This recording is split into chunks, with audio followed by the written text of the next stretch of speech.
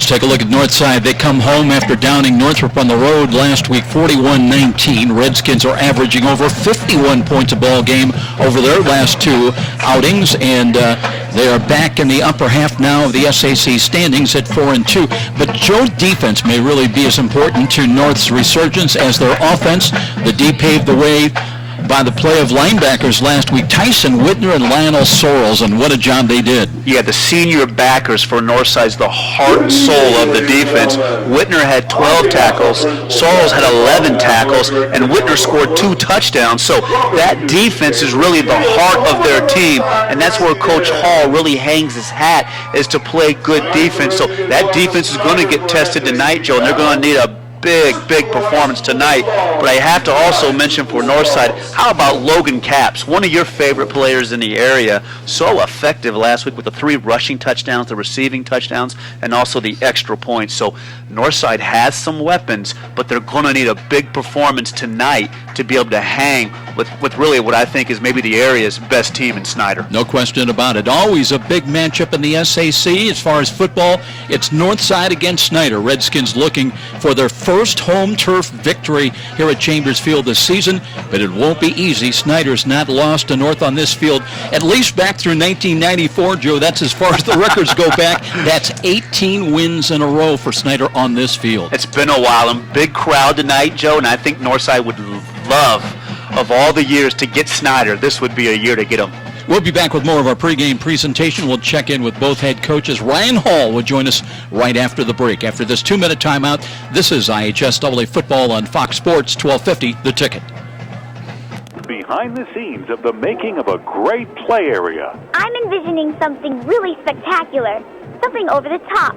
Let's draw up some plans. Yes, JP. Right away, JP. Excellent idea. Bold move, JP. We'll get right on it. I see a large fort with a giant cannon to slide down. Let's make it historic. Tie it in with the history of Fort Wayne. And we gotta have it soft so kids of all ages can play. Let's have those blueprints on my desk by Monday morning. Jefferson Point and Lutheran Children's Hospital ER presents Fort Wayne's largest indoor soft play area. Parents can relax while the kids explore a fort, slide down a cannon, and crawl through the 16-foot cherry blossom tree. Over 2,000 square feet of indoor play area, the largest retail play area in the state of Indiana. Bring the kids and enjoy the fun at Jefferson Point. For details, go to jeffersonshopping.com. There's so much to see. It's where you want to be. Jefferson Point, Jefferson Point.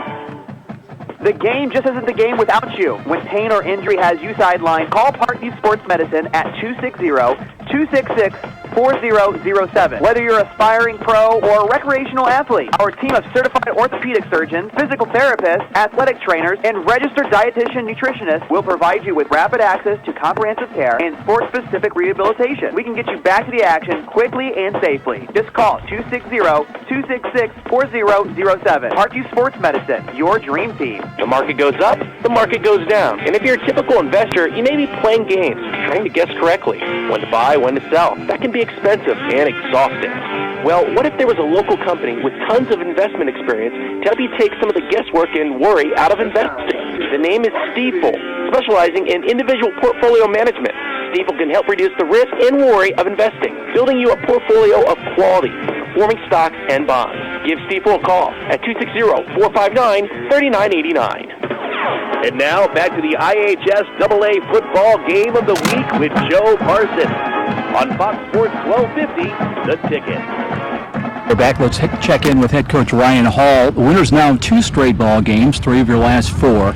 You know, Coach, coaches everywhere talk about winning the off to a great start, either to the start of the ball game or at halftime. 21-0 lead last week. Logan Capps, 2 rushing touchdowns to begin and sandwiched around. Oh, he had a great start with a long touchdown catch as well. But great start it was, and 49 points, and you'll take those. Absolutely. Logan scored 3 times in that first quarter and recovered a fumble all in the first quarter and kicked all 3 extra points points. So pretty special night for him. We'd like to get out in front. We haven't done it very often. And here's the thing. Our pregame Friday was horrible. I told our AD, I said, man, we may get drilled here. And then you come out and you're 21-0. So kids are weird. And it's hard to figure them out. Sometimes you have a great pregame and then you come out of the tunnel and you're flat, or vice versa, kind of like last Friday. So we just don't really put a lot of weight into our pregame. As long as they're focused and ready to play, really to me it's the preparation throughout the week. Everybody should be excited for this game, but it really comes down to who prepared the best throughout the week. Got to talk to you about your defense. Lionel Sorrells and Tyson Whitner, I think they had 23 combined tackles last night. And how about Whitner? He's a tackling machine. He leads you again, 76 tackles, as I recall, and had an interception, a pick six return. He also had a fumble return for a touchdown. And those two are really, is that the heart and soul of your defense? Absolutely. The kids follow those two. Tyson's been doing it for so long that he's a natural leader. Those kids just follow him.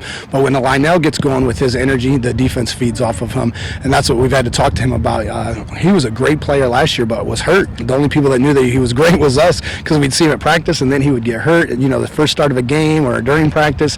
So this is the first year he's been healthy, and he's probably our best pure football player. He can run, he can jump, and he's a violent hitter.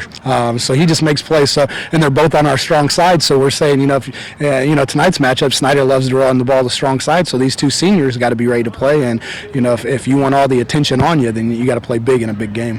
Well, let's talk about the Panthers. They're at the top of the SAC, 6-0, and break them down a little bit, because they've got a running game with Money Woods and a couple of other players, and also Stiebling throwing the ball. Talk about it from a north side perspective. Break them down. What does North have to do to win?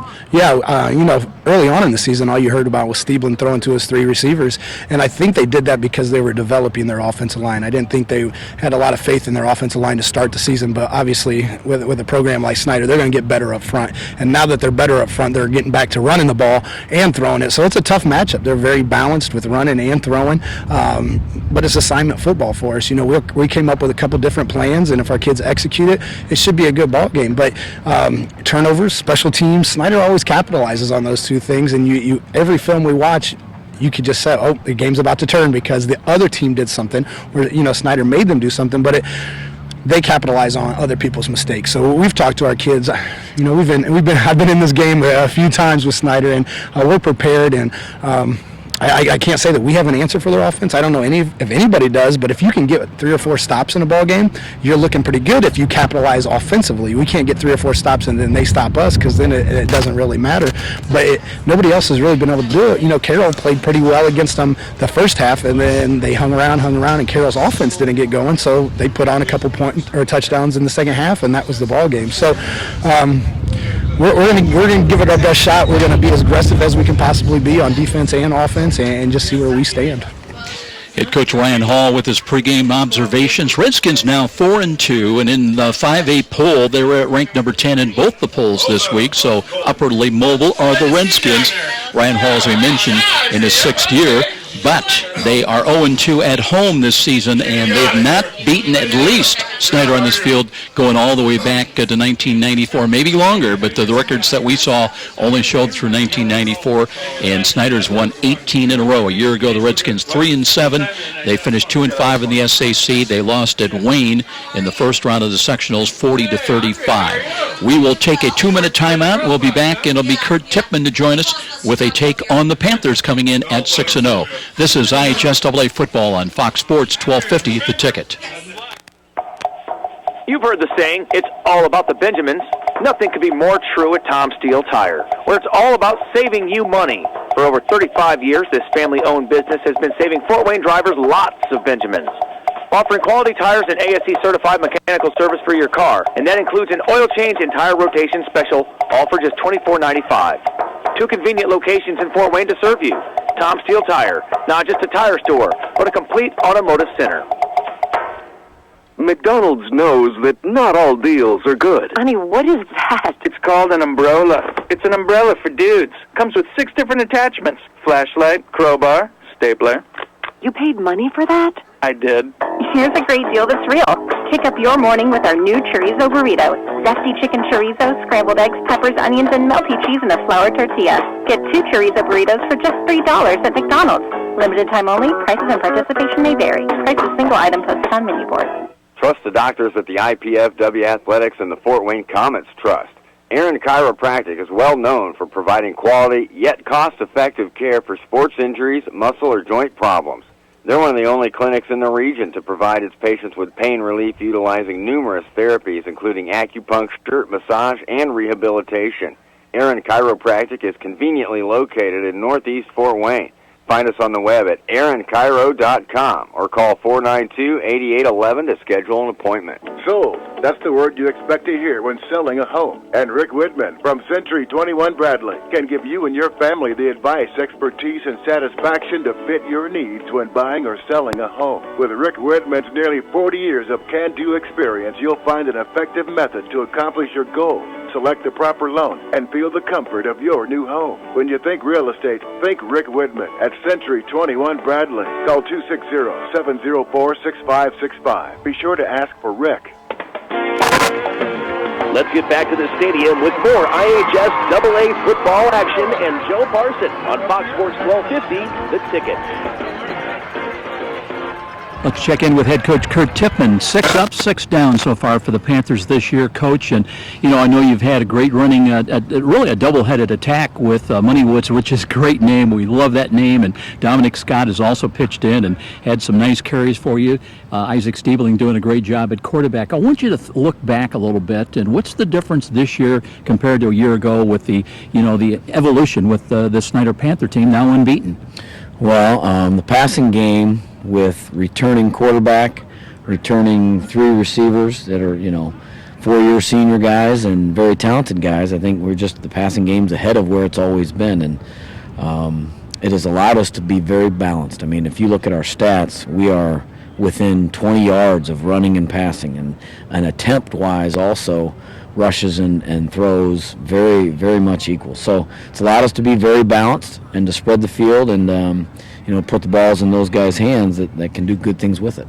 You know, last week it seemed like teams, the better teams, are able to stay with you maybe for a quarter or two. I think it was 14-14 one point last week, and then you said goodbye to Homestead. And is that a matter of creating opportunities with turnovers, taking advantage, cashing in, or what do you attribute the success? Well, there's no question that in each of those scenarios there's a pivotal play. Whether it be a turnover, last week Janari Brown just, you know, he had a great interception as Homestead was driving. I think we were up by 7, but they were driving to kind of, you know, as we were going back and forth towards the end of the first half, and, you know, made a key interception and put us, you know, ran it down, put us in scoring position where we could kind of flip, and then we got the kickoff in the second half and were able to punch it in. So it's been situations like that, you know, and defensively as we figure things out and try to adjust to what an offense is doing. You know, here's the deal, and every coach, I think, repeats this sentiment. Every offense in this conference is good, and poor defenses are trying to, you know, figure out ways to stop them, and I think we do a good job of that, you know, as the game goes on and we adjust. Well, you've got another challenge here tonight with Arian Navis and Logan Cap suddenly, well, not suddenly, but he's just having a tremendous year, had a tremendous game last week. And there's been some great rivalry matchups between Northside and Snider. Panthers have, by and large, enjoyed the larger share of success, but break down the Redskins a little bit and talk about the challenges from a Snider perspective, what you've got to do to win. Well, what a great high school player Logan Capps is. I mean, we watch coaches in admiration of what he does. He's opportunistic. He never leaves the field. He's on the field for every snap. He does whatever they ask him to do. I mean, he lines up in a million different positions. He's on defense. He just never comes off the field, and he's always seeming to be around where they're making good plays. You know, he's running the ball, breaking tackles, getting key first downs. They find a way to throw him the ball, and, you know, there's 3 guys draped over him, and he still comes up with it. On defense, you know, there's a tip ball or a fumble, and there you go. Number 12's picking it up and running it in. I mean, he's a neat high school player to watch. And certainly, you know, our emphasis is on, you know, being able to know where he's at and contain him and, you know, try to block him when he's in the secondary. And, you know, we have to do a good job on him as well as the quarterback. You know, they're very good up front on the offensive line, and they're always very athletic on defense, cause all kinds of problems with their scheme, the way they bring different blitzes and, you know, try to cause confusion among the offense. And so that's always been our emphasis this week, is to try to combat those things and we'll see how we do. Head coach Kurt Tippmann, he's in his 7th year for the Snider Panthers. They come in unbeaten at 6-0. They're 4-0 on the road. They're ranked number 2 in the Associated Press poll, tied for number 2 in the coaches poll. A year ago they were 10-3, finished 6-1 in the SAC. They won a sectional championship, won a regional. They lost in the semi-state to LaPorte 35-7. We'll take a quick 30-second timeout. Rick Panning is our referee. We'll be back with the reenactment of the coin toss. This is IHSAA football on Fox Sports 1250 The Ticket. You're a super fan who will tailgate anywhere. The pros? Check. College? Check. Your 8-year-old's Pee-wee game? Big time. And to prepare for this ritual, you head to Meijer for freshly prepared food and licensed team apparel. Proudly display allegiance to your favorite team with our licensed short and long sleeve tees, hoodies, hats, and jerseys. Plus, load up on fresh meats, snacks, and drinks. So don't just tailgate. Tailgater at Meijer. Brought to you by Meijer. Meijer is proud to support IHSAA football. You're listening to the high school football game of the week on WGL Fort Wayne, Fox Sports 1250, The Ticket. Welcome back, everybody, to Chambers Field. Along with Joe Auburn, I'm Joe Parson. Rick Panning, our referee tonight. Cloudy skies, 58 degrees at kickoff. Gusting winds out of the northeast, about 18 miles an hour. It'll drop to the low 50s before we leave the air. Let's go down on the field with the introduction of the players. We're on good sportsmanship tonight. Just talk to your own players, guys. Any questions? Okay. We're going to flip the coin here. Your call. Heads. It's tails. North side's 1. Defer. Okay. There you have it, Joe. Northside wins the toss. They're going to defer and kick, so we'll see that Snider explosive offense early on. Field's in great shape, Joe, but the wind's going to be an issue tonight. It's coming directly out of the east. It's definitely going to affect the kicking game. Could possibly affect the passing game, but should be a great matchup. Stands are full tonight. Great high school football, and it's definitely fall now, Joe. Get your sweatshirt. It's going to be a big game tonight. All right, buddy, we'll see you back up top, and we'll be back in 30 seconds. This is IHSAA football on Fox Sports 1250 The Ticket. Hi, I'm Charlie Momper from Momper Insulation. We've been around since 1956, and we're still the #1 name in insulation. Chances are you've seen us pre-insulating the home in your neighborhood, where we blow insulation into the sidewalls and attic to make your heating and cooling more efficient. Give us a call and let's talk about all the insulation options we have available to help you save money.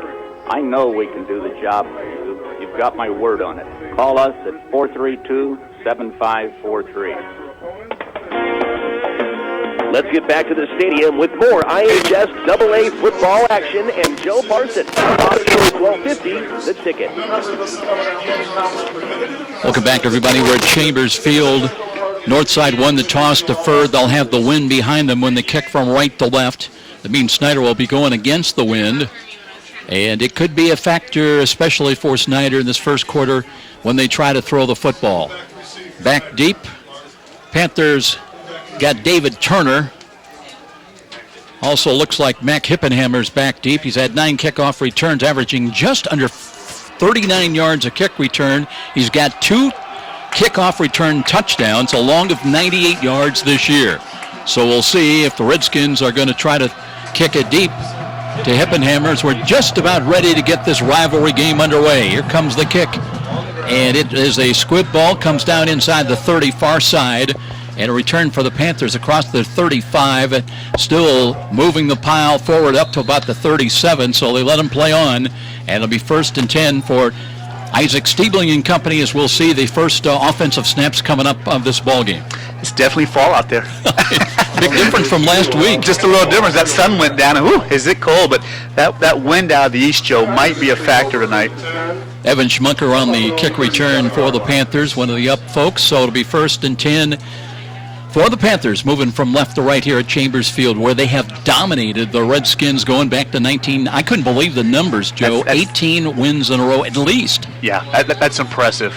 And Northside's been hungry to get that win here for a long time. Stiebling out of the pistol, wants to throw, screens the ball far side's got a catch and a run to the 40, to the 45. backpedaling up to the 46. So a bubble screen left side. He had his choice of receivers, left or right that time, and got it into the hands of number 2, Mac Hippenheimer. And there's so much confidence in Stiebling that Snider comes out and throws the ball early, and that's how they've really attacked opponents this year, Joe, is they've attacked them with the pass first and then come back and run the football. That play nets 9.5. Here's another throw and another catch for a first down, and out of bounds right into Northside territory. Hippenhammer on the receiving end, so he's featured already on the first 2 snaps from scrimmage, and Northside's got to adjust. Yeah, 6 feet, 175 pounds, only the junior, highly recruited. You know, a kid that a lot of people feel like once he develops his body, Joe, he can really be a factor on the next level. Hippenhammer came in with 26 catches. He's already added 2. There's motion to the right side, a running play up the middle, and that's a give.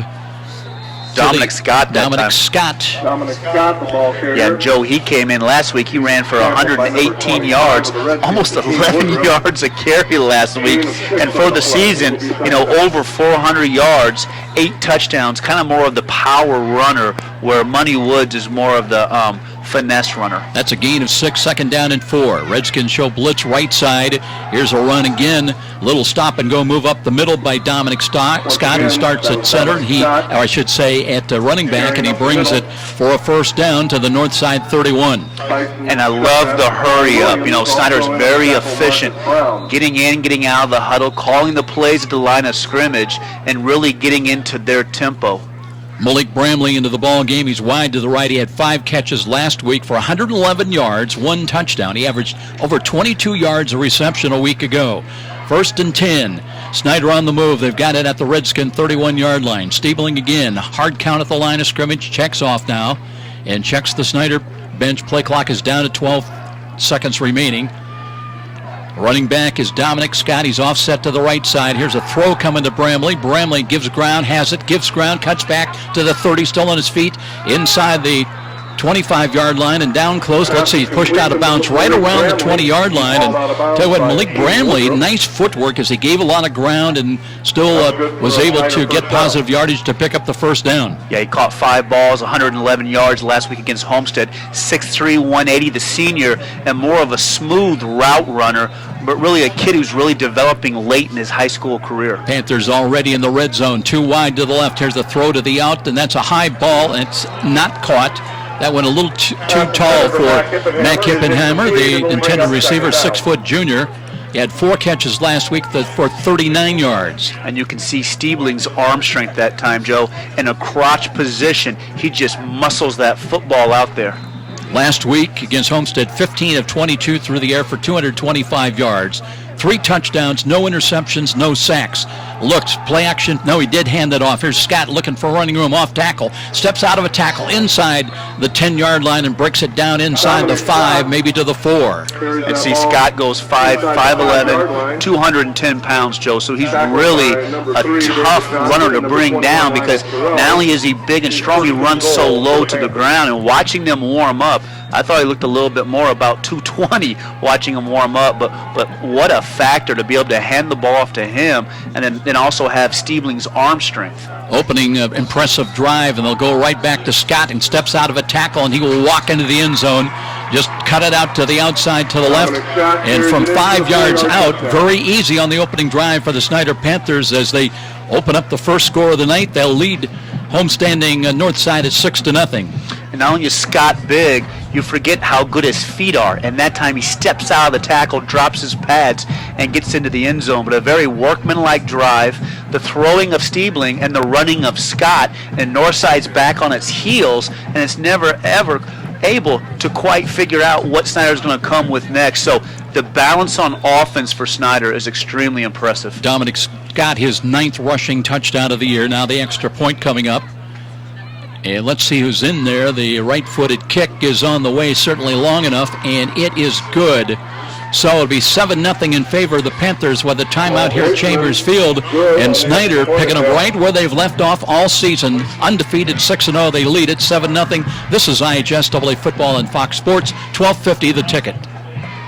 Every small business person has the same dread: taxes, reports, and bookkeeping. What are you to do? You know you can't afford the big guys to keep you legal and solvent. Well, now there's Walburn Financial Management to save the day. Here's their number. You're going to want to remember this one: 260-459-2240. That's 459-2240. Why? Well, Walburn Financial Management specializes in the little guy. With reasonable rates and sensible retainers, Walburn Financial Management, simply perfect for the small business budget. And now back to the IHS AA football game of the week with Joe Parson on Fox Sports 1250, The Ticket. Paul Boozman, I believe, with that extra point conversion for the Panthers, came in 37 of 40 on the year. So add one to the total. They've got two kickers. They're almost interchangeable with Trent Morgan also. Impressive, Joe. Impressive first drive. Snider drives it right down Northside's throat, and it puts the pressure on Northside to have to respond. Kick coming near side. Will it go out of bounds? That's safe from going out of bounds, and a run up the near sidelines, and that's a good return to the 40 to midfield, and still on his feet. Finally knocked out of bounds at the 30-yard line, and that was a great return by number 1, and that is Bryson Lockett. Brashawn Lockett, I should say. Yeah, Brashawn that time gambles. The ball was going out of bounds, but he wanted to make a play. 6 feet, 190 pounds, and he shot up the seam that time. Gets a block out there, and great field position for Northside. So Northside needs an answer, and they get a big special teams play. That's where the coaches are yelling, no, no, hey, great return, great decision. Exactly. So it's 1st and 10, and Northside with some great operating room at the Snider 32-yard line. And it's going to be important for Nieves to get off to a good start, Joe. You know, last week, 7 of 15, a touchdown interception. They're going to need more from him tonight, and he has the weapons with Johnson and Capps and the big back Moore in the backfield. Arian Nieves last week, 7 of 15 through the air, 140 yards, 1 touchdown, 1 interception. He was sacked twice. He's got a bunch lined up to the right. That's the wide side of the field, wind behind him. And Nieves, long count, wants to throw the ball. He's got a slot man, and that one sails, and that one should have been picked off. That was right through the outstretched hands. As coming up and in perfect position for a moment was Taj Starks, but he could make the play on the ball. And that's where Nieves is going to have to make his adjustment, Joe, because that wind's out of the east. It's at his back. When you throw that football, it's going to come out of your hand with a lot more velocity, and it will sail on you. Nieves trying to get warmed up, flexing his shoulders. Now he's got motion left to right by Capps. Here's the throw back to the near side, and that one's off the fingertips. Incomplete. Tried to come right back to Brashawn Lockett, but couldn't find the handle, and suddenly, after a promising start on the kick return, it's 3rd down and long. Yeah, Lockett has to make that catch. I mean, when you're playing a team at the level of Snider, you have got to make those plays. That was a well-thrown football. 3 wide to the right side on 3rd and long. Nieves fumbled the ball for a moment, rolls to his right, throws. That one is caught on a crossing pattern. That's got to be David Johnson fighting for the first down stick. I think he's coming up short inside the 25 of Snider. Yeah, I like the route with David Johnson. He just kind of dragged across the middle that time and makes the catch. Johnson goes 5'8", 160 pounds. Not one of the biggest players, but one of our favorite players in the area, and it begs the question, he should be playing for somebody next year. 4th down and 4. So the Redskins trailing at 7-0. Here's a bad snap, a throw over the middle. A lot of traffic. The ball, I believe, is caught at the 16-yard line. No, they ruled it incomplete. I thought Johnson had that. That looked like a good catch. Couldn't control it to the ground, though, apparently, Joe. Couldn't control it, but you can see where Snider's offense scoring so fast. It puts Northside in a situation on 4th down. They need to go for it, and Northside comes out and throws 4 passes, Joe. So it's interesting because when you have an offense that pushes you so hard that Snider does, you want to get that back so fast, and sometimes it can get you out of your game. No carries for Moore that time on that drive. 1st and 10, Snider leading it already, 7-0. They send their offensive unit back onto the field. Joe Thornton, Trevor Thomas, and Justin Munoz up front. Garrett Carroll and Zendon Dellinger. He's a 270-pound, 6'6" junior. Here is a run up the middle and some running room as Money Woods to midfield to the 40. Cuts back to the boundary as he's inside the 20, inside the 10, and all the way inside the 5, and finally caught from behind at the 2.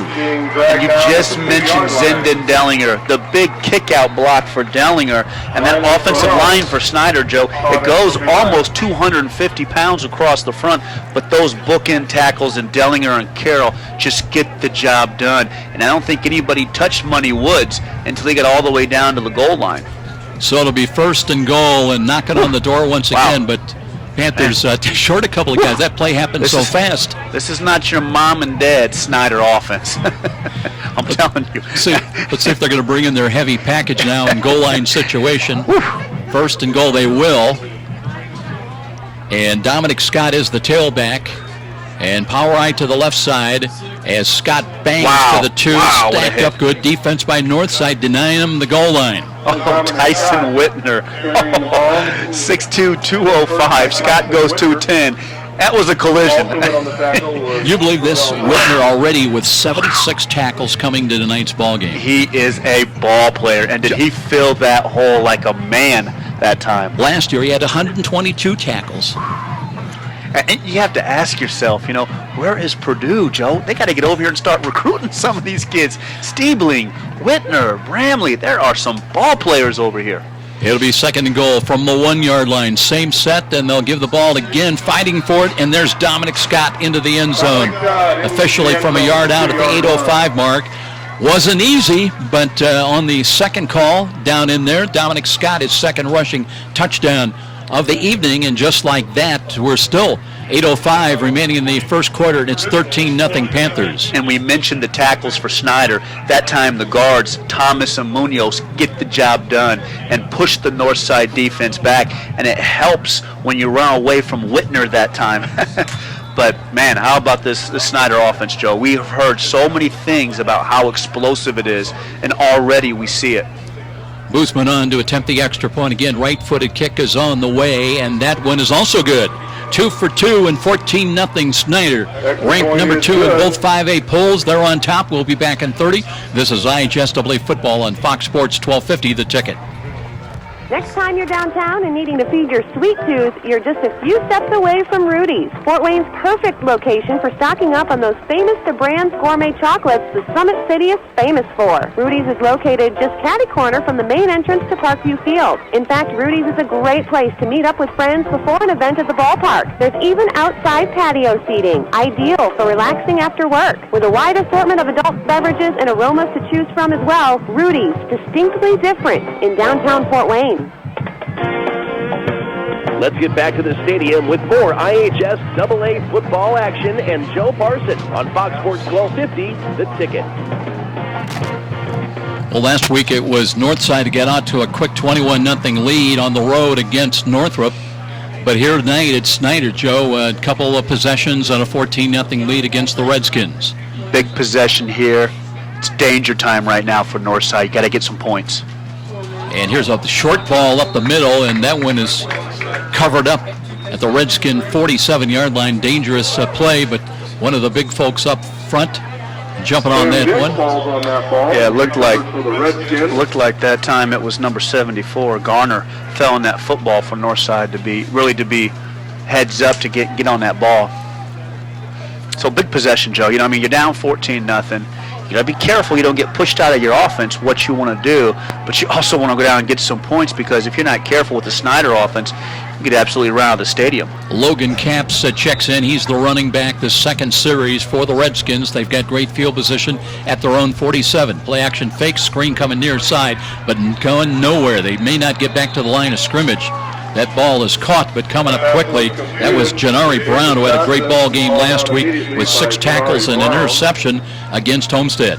Yeah, he's fast and he's strong. He goes 6 feet, 190 pounds, but he has the ability to exchange speeds, and he can cover from sideline to sideline and make hits like that. Logan Snider, part of a trips package wide to the right now for the Skins. Call it a gain of 1, 2nd down and 9. Empty backfield now. Nieves checks near side to the coaching staff. Blake Locke at 15. He's got a chance to now checks the wristband. So he's got a chance to change the play at the line of scrimmage. Looking now and pulls it down. He's going to run. Cuts to the 50-yard line and brought down maybe a yard deep into Snider territory. So he'll get what he can. A little indecisive, I thought, what he exactly wanted to do. Yeah, I don't think he quite knew what play. They were all looking at their wristbands, and I didn't see the routes. The routes were deep, and Nieves never let the play develop, so that was kind of a bust. He gets upfield, but a nice play by Lawrence Johnson to drop him for Snider. Now it's 3rd down and 6. Call it a pickup of 3. And here is Nieves again looking, and is going to be wrapped up and dropped back around the 45-yard line. Just took too long. He couldn't find an open receiver looking near side, trying to find Logan Snider, but it'll be 4th down and about 13 after the loss, and the Redskins have got to punt the ball away. And Snider likes to play William Johnson, number 24, out there on the defensive end. And he goes 6'1", 190, Joe, and he's super quick off the edge. And that time he beats the tackle to make the play on Nieves, and all of a sudden Northside's punting, and besides the scramble by Nieves, Northside has not handed the ball off to Montrell Moore yet in this game. Caps comes in to punt the ball away, waits at his own 31-yard line, back deep, Hippenhammer, along with David Turner for Snider. No rush, kick is away. That one, nice driving kick, and over the shoulder it will kick into the end zone. At time, maybe perhaps wind aided. Right now the flag looks like it's limp, but every once in a while it really kind of gets blustery here. Yeah, it does out of the east, and that time that wind got behind that punt for Caps, and it's too bad that ball went in the end zone. He almost pinned Snider back deep, so now the 3rd possession, will Snider go 80 yards this time, Joe? So Northside needs to stop. Northside needs those linebackers that you talked about in the pregame, led by Tyson Whitner, really to step up and make some plays. Maybe no secret or confusion, because Snider, those guys you mentioned, Sorrells and Whitner, are on the left side, and they've been running to their offensive left away from those guys. That's exactly right. Snider game planned them up, and they're running away from those great backers. Empty backfield now for Stiebling. Blitz coming defensive left side. Here's the throw, and the catch is made at the 25-yard line. And another couple of yards on the catch that was right into the hands of Malik Bramley. Yeah, Bramley had 24 catches coming in and 4 receiving touchdowns. Yeah, and that hook, Bramley is just making a living on that play this year. And the Northside corners, I know you have to respect Stiebling's arm, but you have to tighten up that distance. You can't give that up. That's too easy for Snider to complete and move the chains. Dominic Scott now comes back in. They'll give the ball to him on the read option. He's got running room off to the right, 35, 40 behind the defense, midfield, at the 35, at the 25, being chased from behind. They're not going to catch him today. Dominic Scott brings it some 73 yards for a touchdown, and just like that, 20-0 Panthers. And you saw the power in the first 2 drives. That time you see the speed. That's what the recruiters are all excited about. 5'10", 210 pounds, Joe, and he picks them up and puts them down on motors to the end zone. And wow, it's 21-0. And I don't think half these people even got into their nachos yet. Man, oh man, Joe. Panthers ready to try to make it a 21-0 lead. Who's been already 2 for 2. Boy, Money Scott with a nice long run already tonight, setting up a touchdown. And Dominic Scott with his 3rd rushing touchdown of the night already. Right-footed kick is on the way, and it is good. 21-0 Panthers, as they create some distance early. 5:38 remaining in the quarter. We'll be back. This is IHSW Football on Fox Sports, 1250 The Ticket. Satisfied with your bank? Have you considered a credit union? Midwest America offers about any service you need. The convenience of free mobile banking, debit cards, ATMs, free online banking and bill payer, competitive loans, mortgages, and more. Deposits insured to $500,000. Hey, consider this an invitation. Your next bank should be a credit union. Midwest America Federal Credit Union. Midwest America Federal Credit Union. And now back to the IHSAA football game of the week with Joe Parsons on Fox Sports 1250, The Ticket. 21-0 in favor of the Snider Panthers on the road. And coming up at halftime, hope you can join us. Good old friend of ours, Todd Oliver's now with Signature Style Jewelry. He'll join us at halftime, talking about some great products that you can pick up.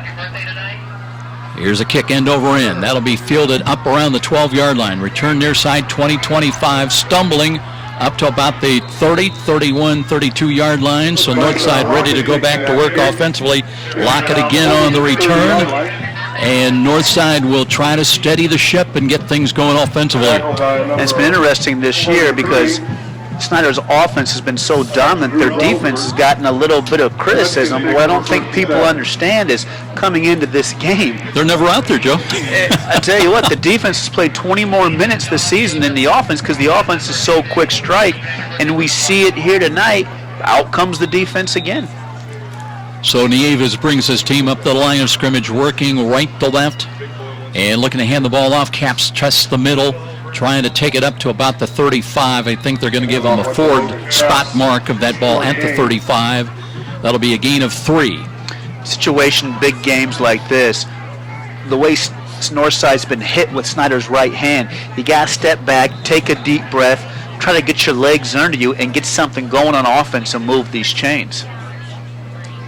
Here's a throw. Nieves' fingertip catch up around the 37. That'll be another yard or 2 gain. That was a nice catch of a juggled ball that time. A little like Logan Snider coming on a crossing pattern. But that's going to leave him about 4, maybe 5 yards short of the first down stick. Yeah, that was good hands that time with Snider because Nieves really put some mustard on that football that time. I'm surprised Snider made that catch, but big third down, you want to move the chains. Redskins playing fast. Throw near side ball is knocked in the air. That was in and out of the hands. Lockett, that ball took a while to get there. The 6-foot junior had to wait for it and had it in his fingertips for a moment. Now it's going to be 4th down and a decision for Ryan Hall. Looks like he might be tempted to go for it with the ball at their own 38. They're down already 21-0. I don't blame him. I wouldn't want to punt the ball back to Snider's offense. Spread offense again, empty backfield, 3 wide to the right. That's the wide side. Here's Nieves, throws in the middle, and that's wide and high, intended for Caps. So it'll be a 4th down stop, and Snider obviously is going to have great field position at the Redskin 38-yard line. And Nieves and Caps have got to get on the same page on that. That hole in the zone is where you have to run that hook, and Caps has got to sit down in that zone, and Nieves has to understand you don't have to throw a fastball on that. Just get it out there and play some pitch and catch with Caps and move those chains. Joe, it's hard to believe, but the 43rd annual football state tourney pairing's coming up a week from Sunday on October the 10th. Sunday, October the 11th at 7 p.m. We've only got 2 games left in the regular season. It has moved along in a hurry. Hippenhammer in motion. And here's a little misdirection. And the nice move by Stiebling. He'll get positive yardage on a blown play, actually. Wanted to hand that off to the second back through, but nobody was home. And he scrambles down to about the 37. 6'4", 195. And he can move. That bring back nightmares to you? I tell you, I didn't move like that. I typically would have been on my back in the backfield, but that's my point. 6'4", 195, tremendous arm strength. He can play big time at the next level. 2nd and 2, throw near side. That one near, and it is knocked away. Good defensive play. Logan Snider knifed in there, knocked the ball away from Hippenhammer. Yeah, good play for Snider to close down on that play. Logan Snider for Northside to close down on that play on that receiver. So maybe some life here with Northside if they can get a stop here. Hippenhammer and Turner are the wideouts to the near side. Turner's up in the slot. Now it's 3rd down and 8. And Stiebling has the ball and rolls to his right, looking, throws the ball, and that one is short. Short hops in, intended for Hippenhammer. So that'll bring up 4th down and 8, and first time that Snider's had a little hiccup with their offense. Yeah, and that's the first ball that I've seen thrown tonight, even in warm-ups, by Stiebling I didn't like. That time you have to set your feet a little bit on that roll and gather on that roll and then deliver that football. Against Homestead last week, the Panthers were 5 of 10 in 3rd down situations for 50%. And now they'll gamble on 4th down. Play action fake. Here's the home run ball. Hippenhammer's got a step, looking for the ball. He's got it in a touchdown. 37 yards on 4th down and 9. Add to the total for the Panthers. They're on top 27-0.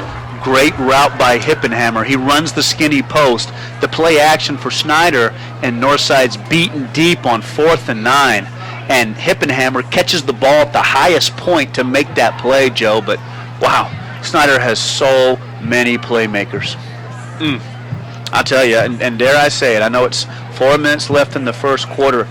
this is the best Snider offense I have ever seen. And I was up close and personal. I was up close and personal with that 1992 state championship team. They didn't have weapons like this.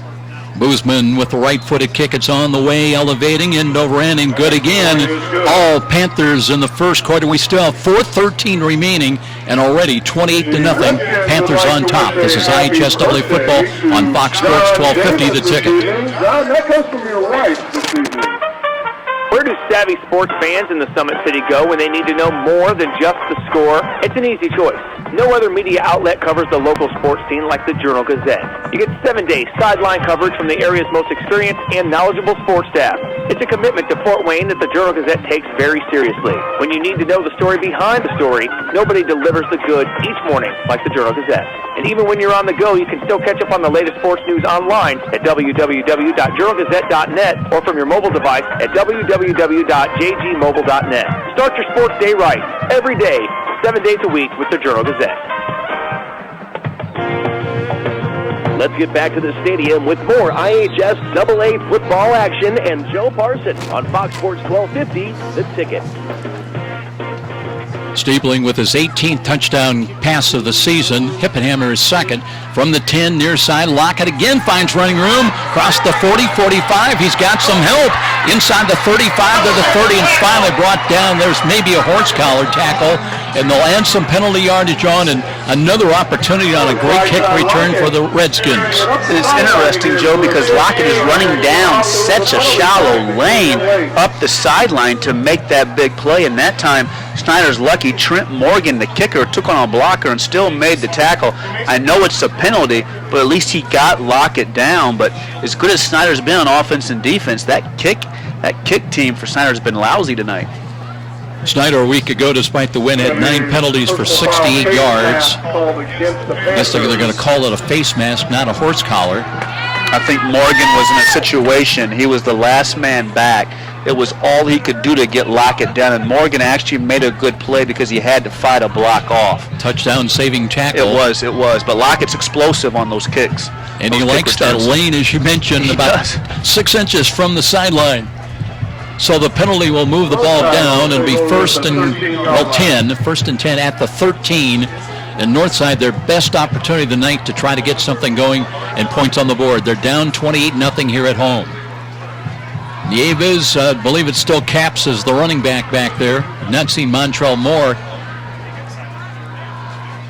Rick Panning, the referee, came over and had a chat with the Northside coaching staff about something. And now we're ready to go to work once again. Nieves out of the pistol. Looking, gives to Caps. Caps to the middle. And pushed back, but he got forward progress to about the 10. Logan Caps, the ball carrier, picks up. I like Caps. Caps runs hard. 3 rushing touchdowns last week. Caught a touchdown last week. Just a fantastic athlete, and he never seems to leave the field. That's the point that Kurt Tippin made, that he never leaves offense or defense, whatever the coaches and Ryan Hall asked him to do. Now he's offset to the left side. That's what his gain of 2. And on a sweep, they'll hand the ball off. And looking for the end zone, and that's David Johnson that got into the end zone. So a touchdown from 11 yards out. And the Redskins, their fans here, something to cheer about as they're on the board on an 11-yard sweep coming to the left side by David Johnson.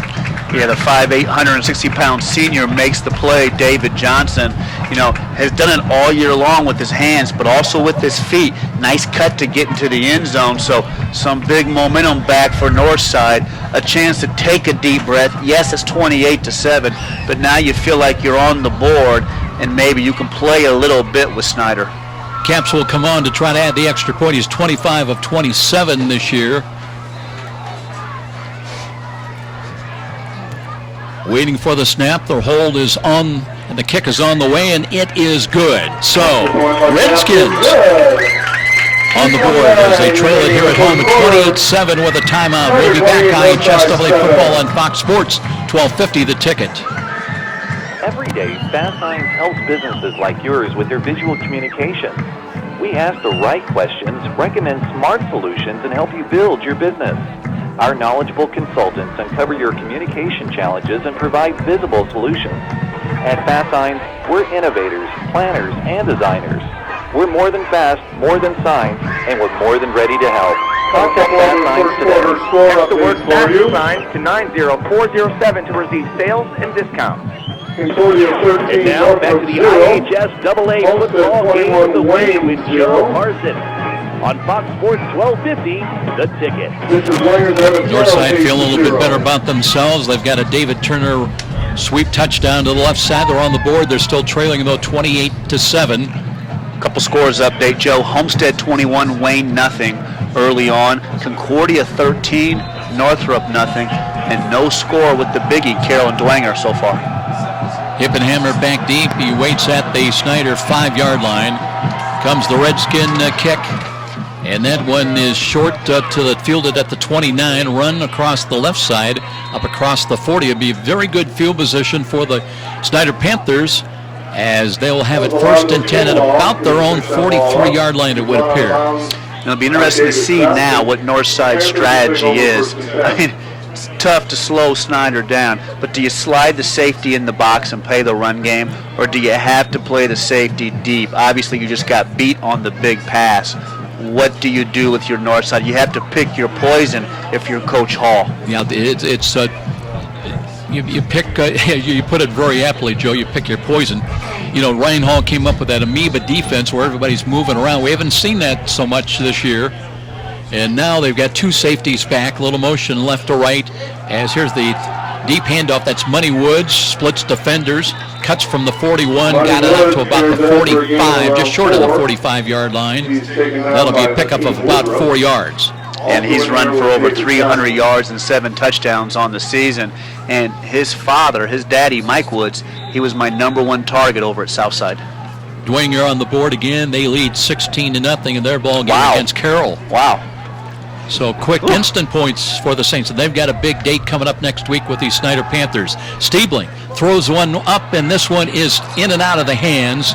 Incomplete. That was intended far side over there.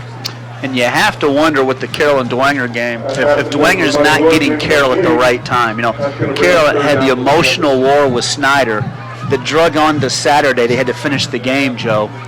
And then last week, the huge win against Bishop Luers.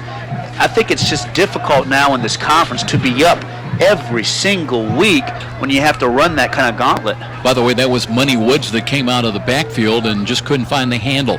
Hip and hammer motion right to left behind the line. They'll screen the ball to him. That's a lateral, but he does run with the ball. He's got a 1st down and carries it into Northside territory across the 50-yard line down to about the 45. They might give him another yard or so. He is so nimble, and he is a player, Joe, that I think more time in the weight room when he develops his body, he could be a major force in the next level. You know, and I made a point, Joe, that he did throw the ball once last week, 1 for 6 yards. That was basically a lateral pass to him. He could throw that ball again, but elected to run for the 1st down at the 48 is where they spot it. Stiebling looking to hand the ball off. Read option brings it up, and here's a gain inside the 47 down to about the 46. They may give him an extra yard to the 45. As getting up off the bottom of the pile, let's see, that was Money Woods. Yeah, and we've talked so much about the weapons of Snider. We still have to mention the offensive line. I mean, Dellinger, Carroll, Thomas, Munoz, Thornton. You know, they average almost 245 across, Joe. And you mentioned to me in the pregame you thought it was one of the better offensive lines in the area. They've come a long way. Motion again, left to right play action fake here. Stiebling throws the deep post, and he's got a wide open David Turner inside the 20 to the 15 to the 10, and he will score. Wow. 45 yards, so Stiebling and David Turner with nobody around him. He had to wait for the ball and then legged it into the end zone. And Turner's been a playmaker too. That time Stiebling freezes the safety with the play fake and just lays it out there for Turner. And he didn't have to muster it down the field. He just kind of lazily put it out there. There was nobody out there for Turner, and I think we got our question answered at the beginning of the drive. I think Northside's going to have to put at least 1, maybe 2 safeties back and take their chances in the run game, Joe. So the Panthers, they have just been accumulating offensive yardage and points, looking now to make it a 35-7 lead. Boozman waiting for the snap. The hold is good. The kick is on the way, end over end, and it is good again. 35-7 Panthers. Still 2:03 remaining in the opening quarter. We'll be back. This is IHSAA football on Fox Sports, 1250 The Ticket. The game just isn't the game without you. When pain or injury has you sidelined, call Parkview Sports Medicine at 260-266-4007. Whether you're an aspiring pro or recreational athlete, our team of certified orthopedic surgeons, physical therapists, athletic trainers, and registered dietitian nutritionists will provide you with rapid access to comprehensive care and sport-specific rehabilitation. We can get you back to the action quickly and safely. Just call 260-266-4007. Parkview Sports Medicine, your dream team. Let's get back to the stadium with more IHSAA football action and Joe Parson on Fox Sports 1250, The Ticket. 35-7 our score here at Chambers Field. It's been all Snider. The last Redskins victory against the Panthers came on September 27th of 2013. They won that on the road 27-13. That broke then a 3-game losing streak to Snider. Another score to pass on, Joe. Belmont 10, New Haven nothing. Wow. Short kick fielded at the 30-yard line, a return across the 35. And the Redskins will open up this series from about their own 37-yard line near side. And down 28 once again to this just potent Snider offensive machine. Best I've seen. You know, I mentioned it earlier. I had a front row seat of that 1992 state championship team when they had the bulldozer fullback Chris Burton and they had Courtney Davis as the tailback. We call it the Omega Colts backfield. That was an awesome offense, and they ran through everybody with the freeze option. But they didn't have a quarterback like this in '92. This is very impressive tonight. So here come the Redskins trying to get things going once again. And here's Nieves, wants to throw. He's got the quick slant that's open for a first down, and the gain will be into Snider territory. That's a great run after the catch by Northside all the way down to the Panther 43-yard line. And Montrell Moore on the receiving end. You don't see that very often, do you? But, you know, that passing game for Northside has been there tonight, Joe. So again, no huddle offense. Nieves brings this team up. He's got 3 wide to the left side. Looks to hand it off. No, he keeps the ball himself, but Snider, well schooled. They keyed on Nieves, and he's going to lose yardage back to the Panther about the 43-yard line, maybe the 44. And Marcus Green that time for Snider comes down and makes the tackle from his defensive end position. You know, he's 6'1", 230, Joe, but he's squatty, and he's very strong in his upper body. He leads the Panthers defensively with 3.5 sacks. Second down and 11. Nieves dances, throws. That one's picked off at the 37. And a return up the middle. And the Panthers in business once again. They'll have it down to the north side, 46. Was that Brailsford on the pick? Sure was. Good call, Joe. That's Brailsford, steps in front of that pass from his inside linebacker position. He had 8 tackles last week, but he's had a knack this year for finding the football. So he reads Nieves' eyes, makes that pick, and a big turnover for Snider. Panthers, that's their 7th interception of the year. They had 1 last week. And Drew Brailsford came into the ballgame leading with 31 tackles, as you mentioned. He had 8 tackles last week, and he had 1 sack as well on the season. Yeah, the front 7 is just awesome for Snider. I mean, with the defensive down linemen and Lawrence Johnson, then you have backers like Brown and Brailsford. You know, just been a factor all season long for Snider. So Stiebling with that offensive unit back on. Here's the handoff, and Dominic Scott looking for running room off to the right. That's well defended. Defensive left side for Northside came up, but it'll be a gain of about a couple of yards, maybe 3, as it'll bring up second down and 7. Yeah, good push up front that time with Northside to string that play out. But I tell you, I like it when Scott runs between the tackles and plants those legs and drops those pads and hammers downfield. Blitz is coming, and there was encroachment as Northside tried to time it at the snap. Guessed wrong, though. The play clock was about to run out. And that's what threw them. They were watching the play clock, and they thought, geez, 2 seconds left. Stiebling's got to snap this, right? Nope, not so fast. So good senior quarterback. Help your offensive lineman out, Joe. Change your snap count. You know, keep those guys with half a second back in that stance. That'll bring them second down and 3. Bubble screen far side. Here's the run by Bramley. Bramley, nice cut, and there's a penalty flag throw as Bramley brought it inside the north 25 down to about the 21-yard line. That one might be coming back, though.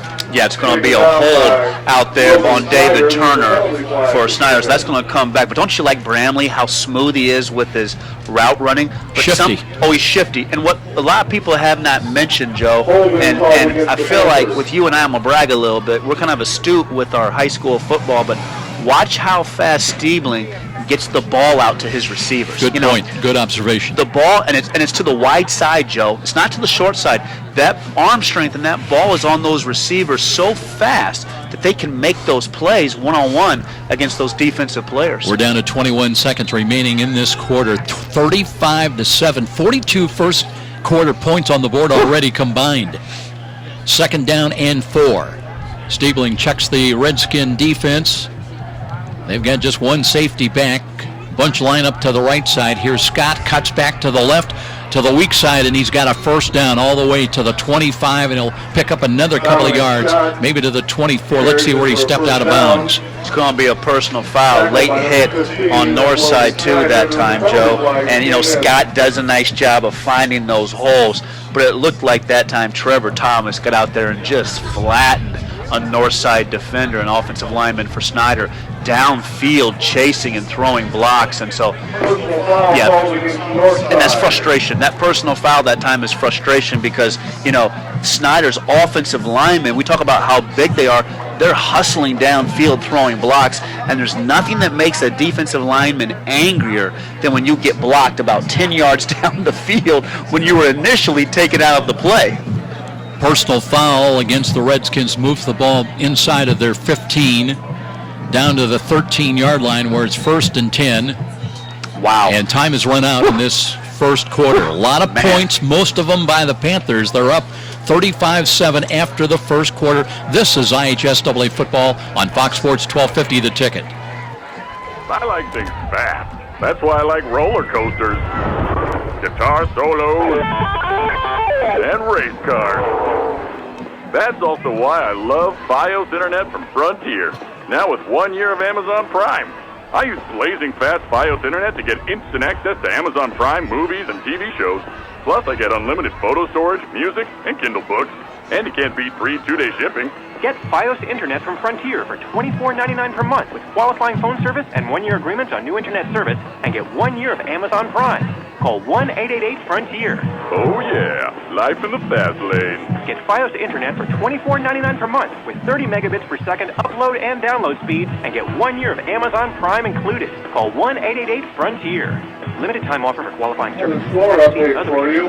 1 year of Now, Amazon Prime. Dwenger 23, Carroll 0. Maximum $100 early termination fee applies. Subject to availability. Fios Marks owned by Verizon Trademark Services, LLC, and used under license. And now back to the IHSAA football game of the week with Joe Parson on Fox Sports 1250, The Ticket.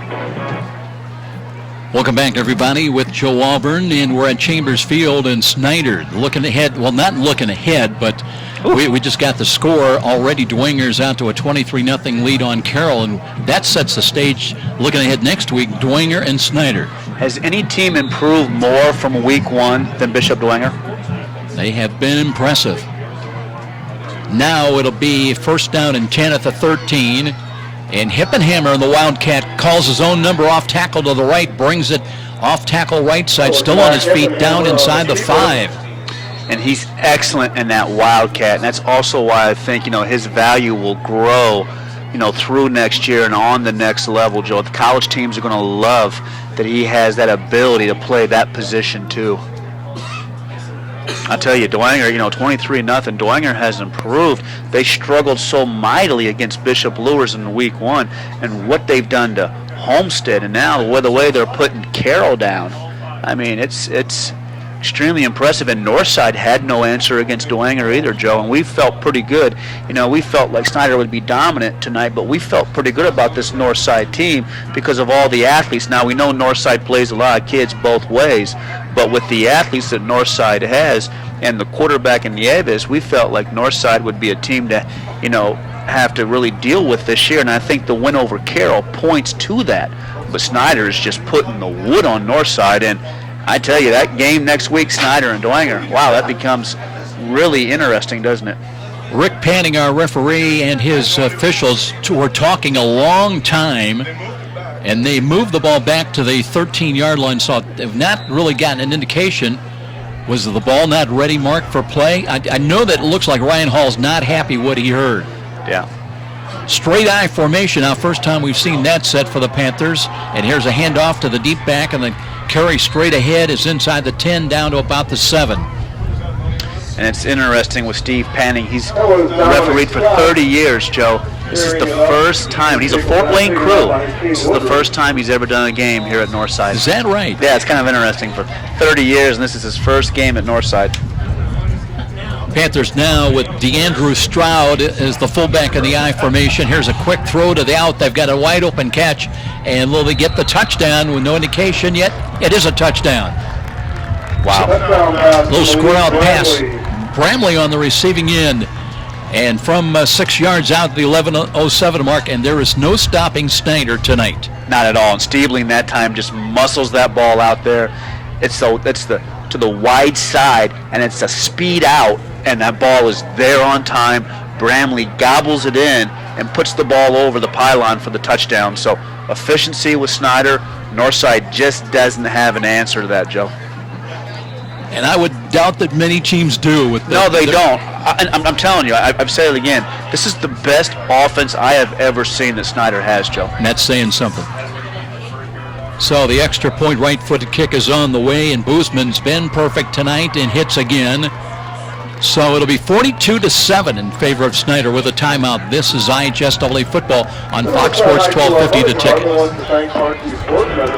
Missed a great high school game recently, or simply want to revisit that game-changing electric play that turned everything all around? Well, now there's a great new opportunity to do just that. Catch all the exciting action of our live radio broadcast simply by visiting SummitCitySports.com after our game broadcast. Plus, many other high school sports highlights to choose from as well. It's all new and available now at SummitCitySports.com. Let's get back to the stadium with more IHSAA football action and Joe Parson on Fox Sports 1250, The Ticket. Well, already you can sense the anticipation of next week's battle between Dwenger and Snider. A couple teams making a statement. One here and then one across town with Dwenger. I think Dwenger caught Carroll at the right time. I think Carroll's exhausted from their wars. High kick end over end. That's fielded down at the 5. Run up the middle across the 10-15 to the 20, maybe to the 21-yard line. So that's where the Reds, Logan Capps on the return, and Northside down by 35 big ones here at home. And it's a good Northside team. And let's not forget, Northside beat Carroll.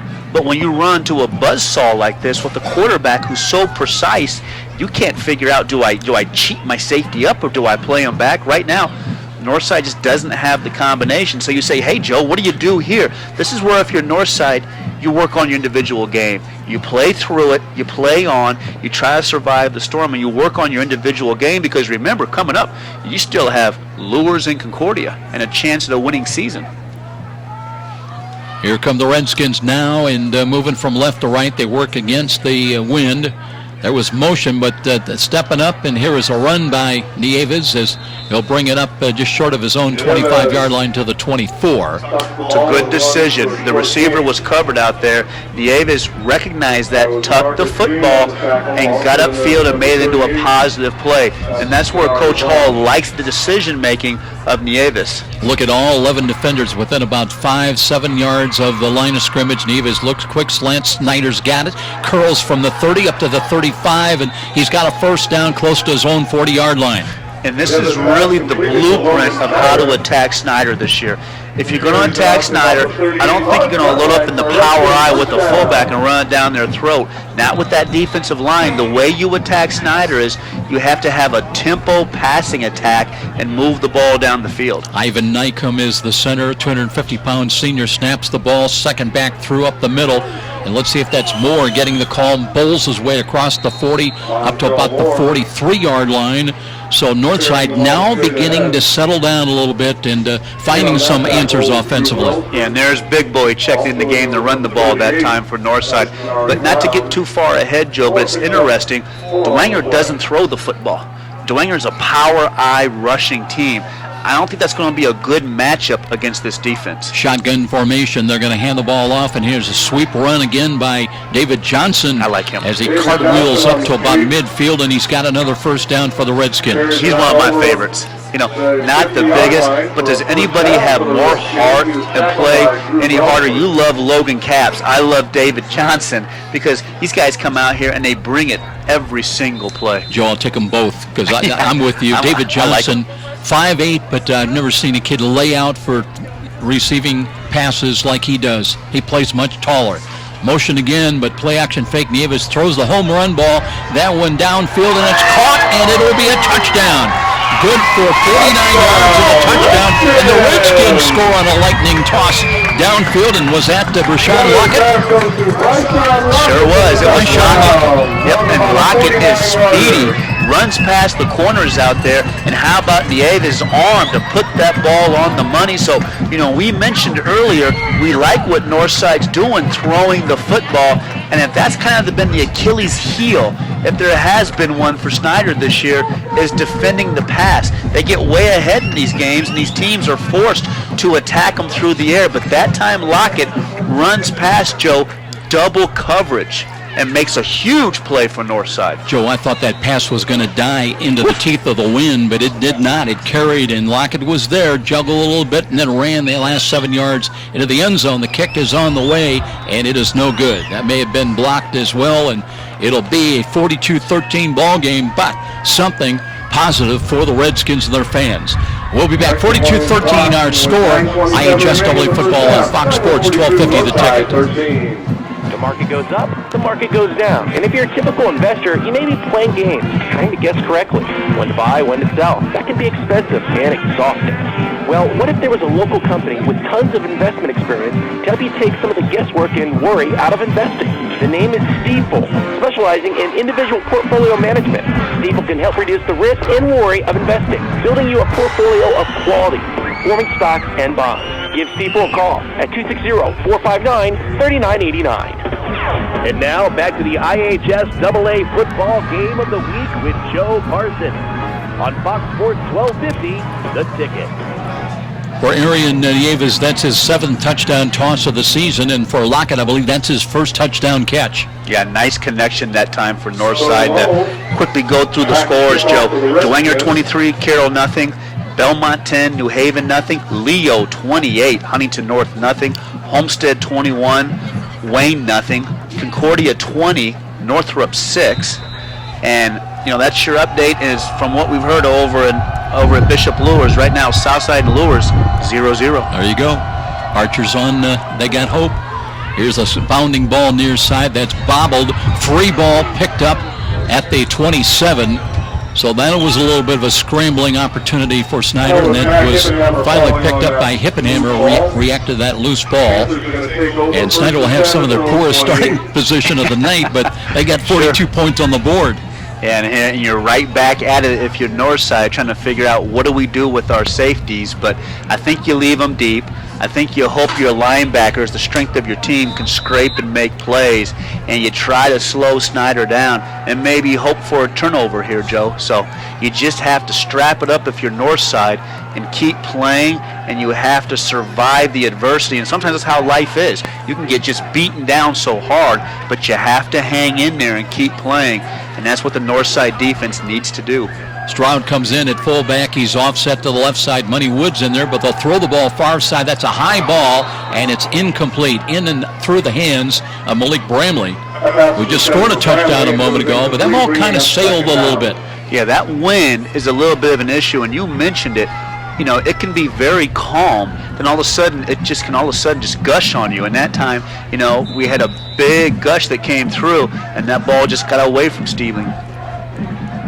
Turner is flanked out to the right side. Hippenhammer split wide to the near side. Straight eye formation now. Deep handoff. There's Woods. Picks his way right side. Fights his way to the 30. Got another yard or two across the 31. Real close to the 32. Yeah, he's a good back, Joe. Good size, good speed, good quickness. It's interesting because his daddy was long, was a wide receiver who was almost 6'4". He was my #1 target in high school, and Money is just not built at all like Mike, but Money has that speed, and that ability to move that Mike never had. But Mike went on and played football at Central Michigan, so a good pedigree. Money goes just 5'8". Here Stiebling rolls right. He's got a wide open catch. That's at the 45, 50, into Northside territory, and a gain all the way down inside the 30-yard line. So a big play for the Panthers on the move, and I think that was Justin Kopke on the receiving end. Yeah, it looked like Kopke, the sophomore, 6'3", 210 out there. What a collision at the end of that play. But how about the play action, Joe? You know, the play action to the left, the backers and the flow for Northside chase, and Snider comes back and finds that drag across the field. Stiebling's going to stay with the offset eye to the right. That's the short side of the field with Stroud flanked out there. And they'll give it off again. There's a hole up the middle and tripped up, and that was Woods got inside the 25, another yard down to the 24.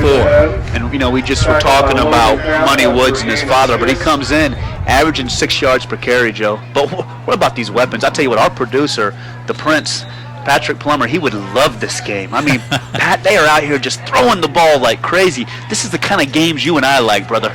Turner in wide right, the North shows blitz, but there's Woods off tackle and into the second level inside the 10 to the 5, and he spins his way into the end zone. Good for 24 yards and another Snider touchdown. Boy, don't leave.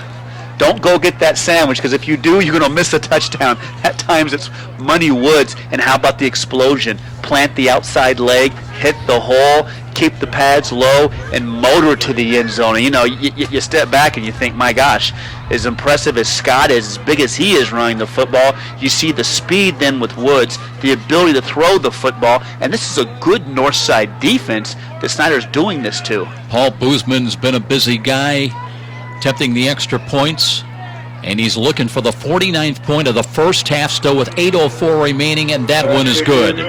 49-13 Panthers, stretching it out another big lead. This is IHSAA football on Fox Sports 1250 The Ticket. You've heard the saying, it's all about the Benjamins. Nothing could be more true at Tom Steele Tire, where it's all about saving you money. For over 35 years, this family-owned business has been saving Fort Wayne drivers lots of Benjamins. Offering quality tires and ASE-certified mechanical service for your car, and that includes an oil change and tire rotation special, all for just $24.95. 2 convenient locations in Fort Wayne to serve you.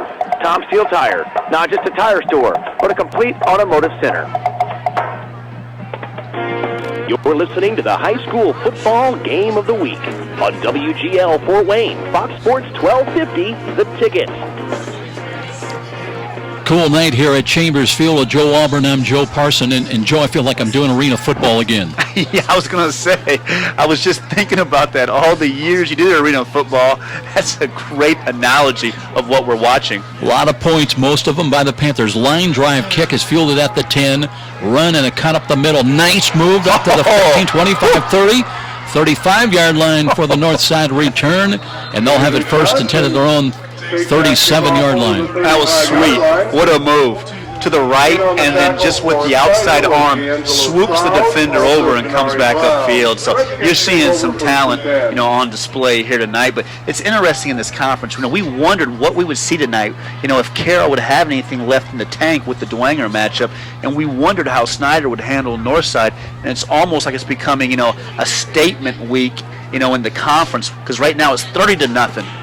30-0, Dwenger over Carroll. I would have never believed that a few weeks ago. That's an absolute shocker. That tells me Dwenger is lining up and physically running the football at Carroll. And I thought besides Snider, Carroll was one of the more physical teams in this conference. Motion right to left, that's David Johnson. But a little counter run, and boy, Snider at the pass defensive left side was there to stop it for no gain. Montrell Moore on the carry, and even, you know, 230 pounds, and he just could not find any really forward surge. They're going to give him a yard and a half. Yeah, and Brailsford hit him low. You know, he read the scouting report, and when he put the pads on Moore, Moore was done.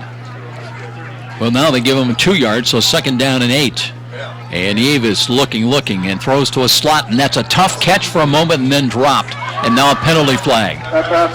That was Caps on the intended receiving. Yeah, and Janari Brown that time came across the face mask of Cap, so I think you're going to get a face mask call that time on Janari Brown. But, Brown, Joe, 6 feet 190. You look at him out there, you think he's a real run plugger. No, he can run, and he can cover those flats. And really, besides that face mask, that was pretty good coverage that time out there by Brown. Here comes the walk-off. Rick Panning, our referee.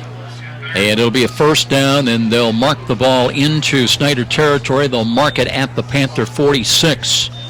We have 7 minutes, 20 seconds remaining in this second quarter. This was a 35-7 lead for Snider at the end of the first quarter. Right now it's 49-13. Empty backfield.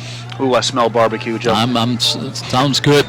Little play-action fake, throwback near side to Rozier's got it. Spins off a tackle inside the 35, and he's got it down to the 31. Nice play that time by the 6'3 sophomore. And Nieves is starting to get a rhythm. He's starting to pick on the Snider pass defense. And this is kind of what's happened to Snider this year. Teams have had some success throwing the football, and it was interesting because Northside started the game throwing the football. Montrell Moore, the running back, and they look to give no play-action fake, quick slant. That one is knocked down. It was Austin France that got a hand on it from his linebacker position. Yeah, I was looking at France in the warm-ups, and I was thinking 6'4", 205. I don't know if it's that number 11. He looked about 6'5", 220 out there. I was watching him run through the drills, and he was so fluid for a kid that big. Second down and 10 for Nieves. Looks to hand to Moore. Moore up the middle, back pedals, trying to fight his way down to the 28. Maybe another yard, half a yard, close to the 27. And, I haven't missed any meals, and as time goes on, I get a little bigger. I'm 6'4", 230 now, and I walk out for these warm-ups each week, and I think, they got a little size. Tonight, I was like, wow, Snider's as big as me. Kids are bigger and faster. They're getting bigger. There's some big kids out there wearing the yellow. 3rd and 7, motion right to left, and here's Nieves looking to throw, can't find anything, cuts back to his left now, trying to run into trouble, and it's going to be wrapped up back around the 31-yard line. That's the toughest play, I think, Joe, as a quarterback. When you're you're back there, everybody's covered, and the first thing you want to do is panic. The ability to keep your feet and keep looking downfield. I don't think people realize how good the professionals are, like a Ben Roethlisberger is at doing that. That's a tough thing to really grasp and understand as a high school quarterback. 4th down and long. Snider shows blitz, defensive right side, but that'll back off. Brailsford now. Clock moving inside of 6 minutes. Time remaining first half. Empty backfield, Nieves. Short drop. Blitz is coming. Steps up and then has to slide down, and that will do it. Snider will take over at their own 34-yard line. That's the third. Joe, that's the third 4th down stop of the first half by Snider. Yeah, and it was really a coverage sack. I thought the last few plays, Snider did a nice job of locking down those north side receivers, and Nieves had nowhere to go with the football, and it's tough because when you drop that football down, you're no longer in a throwing position, and Nieves is going to have to work on being able to slide step in that pocket and move back and forth. But to his defense, Snider did a much better job in the secondary of closing down on those receivers. So the Panthers bring the offensive unit back out. They put 49 points on the board here in this first half. They may not be done yet. With the ball at their own 34-yard line. Stiebling, deep handoff. Off tackle, looking for the hole. That's a gain across the 40 up to about the 41. And Dominic Scott, who opened the ball game with 3 rushing touchdowns. And I like the way Snider rotates their backs, Joe. They always seem to have a fresh back, and that combination of the big, strong back and Scott running between the tackles and the quickness of Woods, that's really an effective combination in the backfield for Snider. And they bring in, for extra blocking, DeAndre Stroud, the fullback. He's a junior, but 230. Try about 250. I saw him on the field before, too. Here's Scott picking his way right side and can't break away, though. Did he lose the ball? Sure Scramble did. for it? Sure did. But it looks like Snider's got it back. Got back on it. That'll take the clock now down inside of 5 minutes. It'll bring up 3rd down at about a yard. Yeah, Stroud got that recovery that time for Snider. Boy, he looked about 250 before the game, Joe. He's the dump truck fullback. When they want an extra yard, they put him in the backfield. I bet you're going to get a dose of him right here. Short yardage situation. Under center is Stiebling. Looked, hands it off deep, and they won't get it. As Scott knocked down inside of his own 43-yard line. They'll bring up 4th down and still a yard. I tell you, there's nobody better when they want to play power football. There's nobody better for Northside than Whitner to take on that fullback and make that play. So Northside is strong against the run with those linebackers. Interesting, the Panthers with the ball at their own 43. Unless they try to come with a hard count, they'll hand it off, and there's Scott, and he does have the first down across the 45 and got another yard up to the 46. Yeah, excellent block that time on Stroud. Stroud gets a helmet on Whitner, and that's just enough for Scott to get the first down. So that's a little bit of just power football tucked in the middle of this offensive explosion in the first half. Kurt Tippmann getting some new numbers in there as well. Gage Edwards in at one of the guard spots. And it'll be 1st and 10 for the Panthers, nearing midfield, improving field position is Stiebling. Bubble screen near side, and here is Turner. Turner splits the defenders, gets into North territory, and he's close to a first down inside the 44. So many weapons. We haven't talked a whole lot tonight about David Turner, but he comes in, Joe, with 33 catches, almost 500 yards of receiving yards, and the big number, 10 touchdowns. Yeah, that tops the Snider Panthers. There was a penalty, though, holding the call against Snider, and that'll cost them yardage with 3:44 remaining. Looking at the penalties, Snider comes into the ball game averaging around 69 yards a game in penalties. They had 9 for 68 last week in the win over Homestead. And you have to cut that out because you mentioned it. We're getting close to the draw. I mean, you play playoff football, you have to clean that up. Under center, Stiebling looking, hands it off again, and this time Scott is brought down for a loss back around his own 37. Scott dropped in the back. Good fill again that time with Northside. You know, those linebackers just are able to make those plays. You know, Drew McCrady's come in at tight end right now, and there were about 4 Redskins that tackled him at the 47. There was some kind of a fake going on, but Northside was taking no chances in a game like this. Yeah. Tackle anybody that's across the line of scrimmage. Yeah, they're scared about that play action pass, and I don't blame them. And luckily, Sorrells makes that tackle for Northside. Boy, he's a ball player too, Joe. 2nd down and 19 now. A play action fake now, and here is Stiebling looking down the middles. Got a man. That ball is caught, and it'll be another touchdown. Hippenhammer caught it inside the 20 and sprinted the last yards to the end zone, and that one is good for 38 yards, and the Panthers on the board again at the 2:48 mark. Man, oh man, you talk about bringing it. I love the play action ball handling fake of Stiebling. That sells the backers. He has the one-on-one coverage, and, you know, no offense, but at this point, if I'm a Northside defensive back, I back up. You know what I mean? He's going to throw it over your head, and Hippenhammer is fast enough and talented enough to go get it, and that's what happened.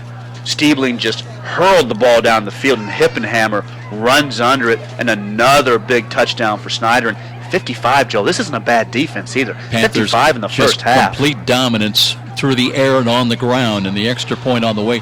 Was there a penalty flag? Looked like there was some movement at the line of scrimmage, but they put up the point on the board, 56-13 with a timeout, and still 2:48 remaining in the half.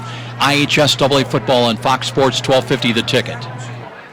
Before me is no ordinary potato. It is a potato among potatoes. A flavorful spud naturally grown and lovingly harvested for one special purpose, to become McDonald's world-famous fries. Now for $2.50, get small fries paired with a double cheeseburger, a filet-of-fish sandwich, a crispy or grilled chicken ranch snack wrap, or a 6-piece chicken McNuggets. Choose one of your favorite fries with that combos for just $2.50 today at McDonald's. Limited time only. Prices and participation may vary. Let's get back to the stadium with more IHS AA football action and Joe Parson on Fox Sports 1250, The Ticket. You know, earlier we talked about Dominic Scott with 3 rushing touchdowns. Isaac Stiebling has thrown for 4 touchdowns in this first half and 56 points. And on the season, 21 touchdown passes, 1 interception. I used to dream about that. I tell you, that is just, and he's completing over 70% of his passes. And I tell you what, if there's any Saints fans here, somebody needs to do a Paul Revere and run out to Bishop Dwenger and say, look out, man, the Panthers are coming next week. Driving end-over-end kickoff, and that one is going to trickle into the end zone, and it'll be ruled a touchback. So north side now with 2:48 on the clock. You've seen a lot of high school football. I don't know if anybody's done more high school football games, and you should really be credited for all your work for high school football and the kids. But let me ask Credit you my this. wife for putting up with it. But let me ask you this. You ever seen an offensive explosion like this in the first half that had this much precision, Joe? Yeah, you know, I'm trying to think who I can compare them to, and really, you know, some of the Carmel teams from years past, maybe. You know, they were some juggernauts. Probably Cathedral, comes to mind. Sure. Teams like that. Sure. But in the city, you know, maybe some of the Lures teams, but the Lures were, you know, my memory, if it serves me right, they were more blue-collar teams that just beat you up, you know, and ground it out. I agree. This team has got it all. Play action fake. Nevis rolling to his right, looking, and is hit from behind and dropped at the 19.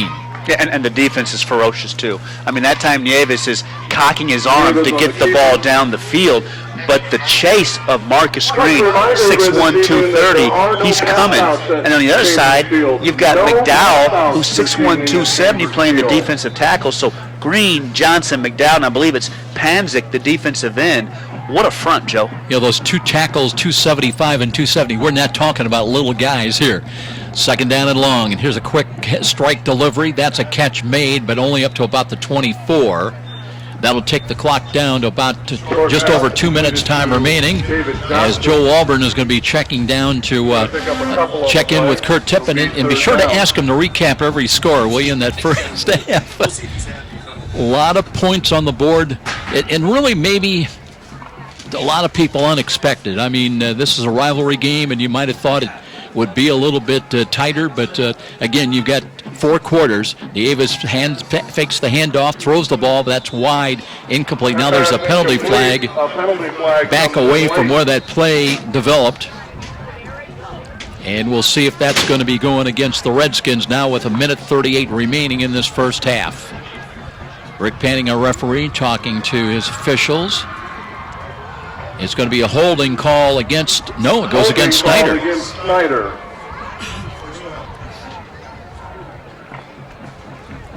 So 98 seconds remaining. Don't forget Todd Oliver with signature-style jewelry to join us at halftime.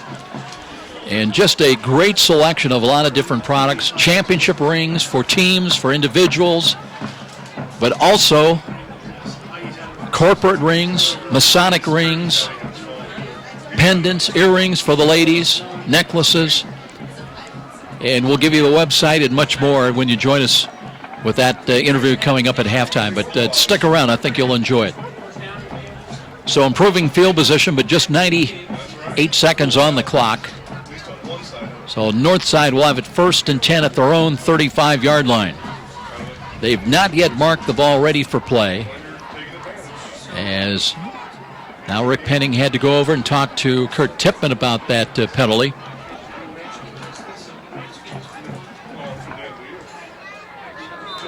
And now they do wind the clock, at least the play clock. So Nieves out of the shotgun has got motion left to right. Fakes it, rolls to his right, throws the ball downfield against double coverage, looking to Rosier, and did he come up with a ball? They're going to roll it, no catch. Did not get a foot in bounds. I tell you what, heroic effort by Kalen DeRosier. It'll be an incomplete pass.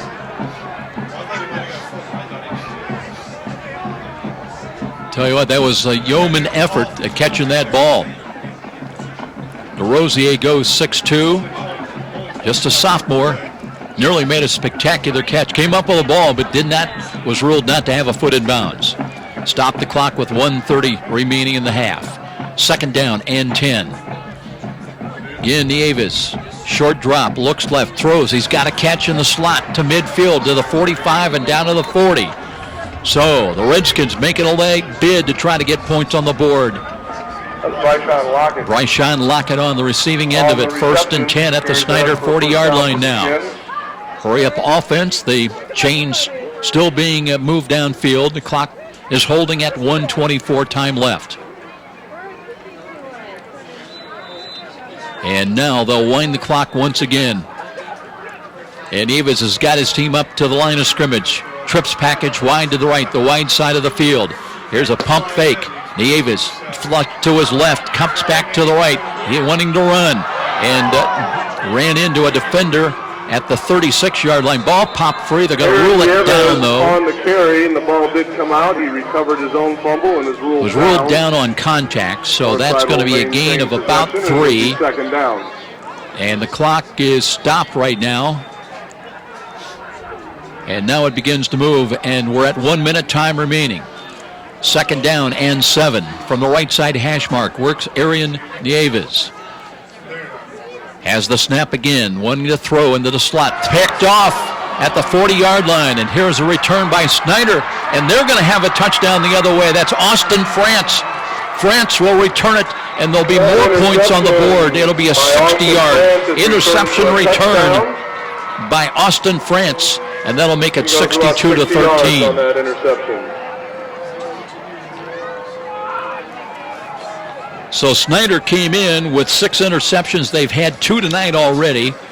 For Austin France, that's his first pick of the year, and brings it to the house at the opposite end.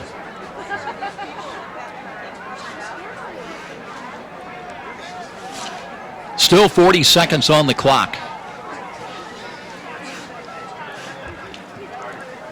And Paul Boozman on to attempt the extra point. I believe they were looking for a new ball for this extra point attempt coming on.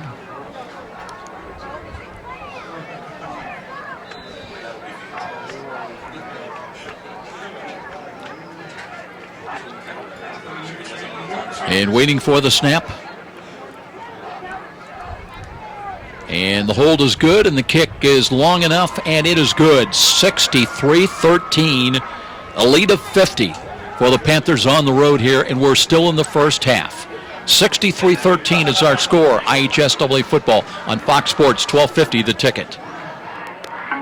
If you are one of the many Hoosiers suffering for years from neck and back pain, we have good news for you. Did you know there are now new non-surgical approaches to easing, reducing, and even eliminating pain in the neck, back, and spine? You are invited to Aaron Chiropractic, located on Fort Wayne's northeast side in College Park, just off Delhar Road, to discover a new approach, a new treatment plan for pain relief and pain management. The start to a pain-free lifestyle may be just a phone call away. What are you waiting for? Call Aaron Chiropractic to set up an initial visit. Their number is 260-492-8811. One call. That can mean the return to a life without pain. Aaron Chiropractic. Let's get back to the stadium with more IHSAA football action and Joe Parson on Fox Sports 1250, The Ticket. Yet again, Snider ready to tee the ball up and kick it away from right to left. A lead of 50 big ones for the Panthers here, getting ready for that rivalry matchup next week against Bishop Dwenger. Deep kick is fielded inside the 5. Return across the 10, 15, 20 far side. Nice cut up the middle, across the 20 to about the 23-yard line. Bryshon Lockett, once again, he's had 2 nice kick returns tonight. And this one, a return of about 21 yards. They'll mark him up at the 24-yard line, still with 31 seconds remaining. Joe Walburn down on the field and getting ready to check in with Kurt Tipman once this first half is finally completed. Well, Northside's got to be wondering, what is it about Chambers Field that has just baffled them? They were 0-2 on the field this year. And going back to 1994, had lost 18 straight times to the Snider Panthers on this field. At least 18. Didn't have records earlier than 1994. So the Redskins back to work offensively and just trying to get into the dressing room without any further damage. Run up the middle. Does not get much of anything. And that may do it here in this first half, as we're down to 17 seconds and looks like the teams are ready to head to the dressing room.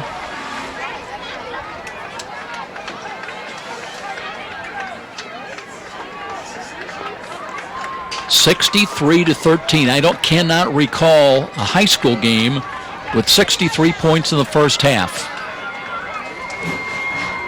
by a team. Hey, Joe, I'm down here with Coach Tippmann, and wow, what a half, Coach. You have to be extremely pleased with the execution and the way your kids have gotten off the bus and played ball tonight. Well, we started off pretty good, and that's good to see. We told our guys this week it's the time of the year where the improvement needs to start showing right off the bat, and it's a good start for us. It's got to be exciting. Watching your team last year, when we studied the tape, Joe Parson and I, we could see the improvement and the growth just jump off the tape, beginning with your quarterback, Isaac, all the way down to the rest of your players.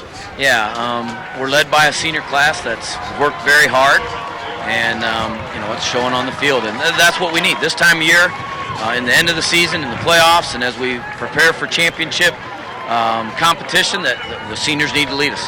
Lastly, Coach, you guys have so much tradition, and you've had so much success. With Homestead and Carroll coming into the conference this year, has it been easier to keep the kids focused, or is it tougher and more grueling to have big game after big game every single week? Well, we're in the midst of that block of just every week is a tough game, and we've had a great non-conference schedule in the past, playing Penn and Cathedral and the Elkhart School, so it's not that big a difference, but they are, with the change in schedule, they're all kind of clumped in the middle, and that certainly has been a challenge for us. Well, congratulations on the start tonight, Coach. I know you got a second half, but go talk to your kids. And I want to give you a quick little update, something you can get their attention with. Last we heard, it was Dwenger 37, Carroll nothing. Good for them. Absolutely. So there you have it, Joe. A happy coach down here with the first half. So impressive with Snider, and I imagine he'll give his kids that score at halftime to keep them focused. No question about it. And if Panther fans might have been concerned about wondering, would it be a case of the Panthers looking ahead to that matchup next week against Dwenger? Not to worry. 63 points in the first half, 63-13, a lead of 50 points.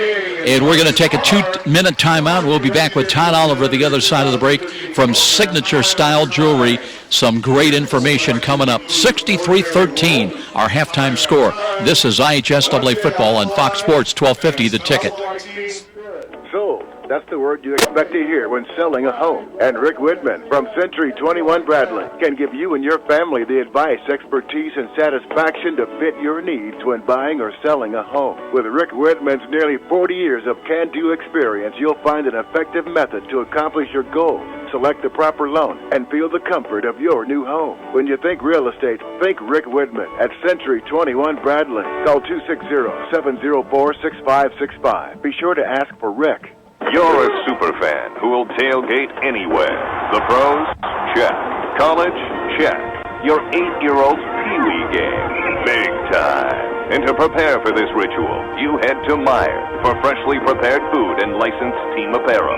Proudly display allegiance to your favorite team with our licensed short and long sleeve tees, hoodies, hats, and jerseys. Plus, load up on fresh meats, snacks, and drinks. So don't just tailgate. Tail later at Meijer. Brought to you by Meijer. Meijer is proud to support IHSAA football. Hi, this is Russ Isaacs, former head football coach and athletic director at Snider High School. I can tell you from personal experience that next to winning a championship, nothing compares to receiving a championship ring. The ring is a culmination of high achievement and adds tremendously to a student-athlete's self-esteem. Take it from the coach. Honor your achieving student-athlete with a championship ring from Signature Style Jewelry. Join the winner's circle. Get a free price quote and your artwork today. Call Todd Oliver at 800-273-8124, extension 3. That's 800-273-8124, extension 3. Write it down, 800-273-8124, extension 3. Or email him at todd@signaturestylegewelry.com. That's Todd at signaturestylegewelry.com. Signature Style Jewelry, the leading online retailer of championship rings, class rings, and fashion jewelry. And now back to the IHSAA football game of the week with Joe Parson on Fox Sports 1250, The Ticket. Big night here for the Snider Panthers at halftime. We're going to change up. We're going to bring Justin Cohn from the Journal-Gazette on real quick before we go to Todd Oliver in that interview. And Justin, I can't remember a high school game, 63 points at halftime by a team that's on top. And, if anybody was concerned about Snider maybe looking ahead to Dwenger, they need not have worried. Yeah, it's certainly been a while since I've seen a game like this. I seem to remember one out at maybe Heritage about 5-6 years ago. But Snider looks impressive. This is the fourth time I've seen them this year, if you include the scrimmage. Obviously, a lot more precise and really balanced. At one point, Dominic Scott and Money Woods had 235 yards and 4 touchdowns on only, I believe it was 15 carries.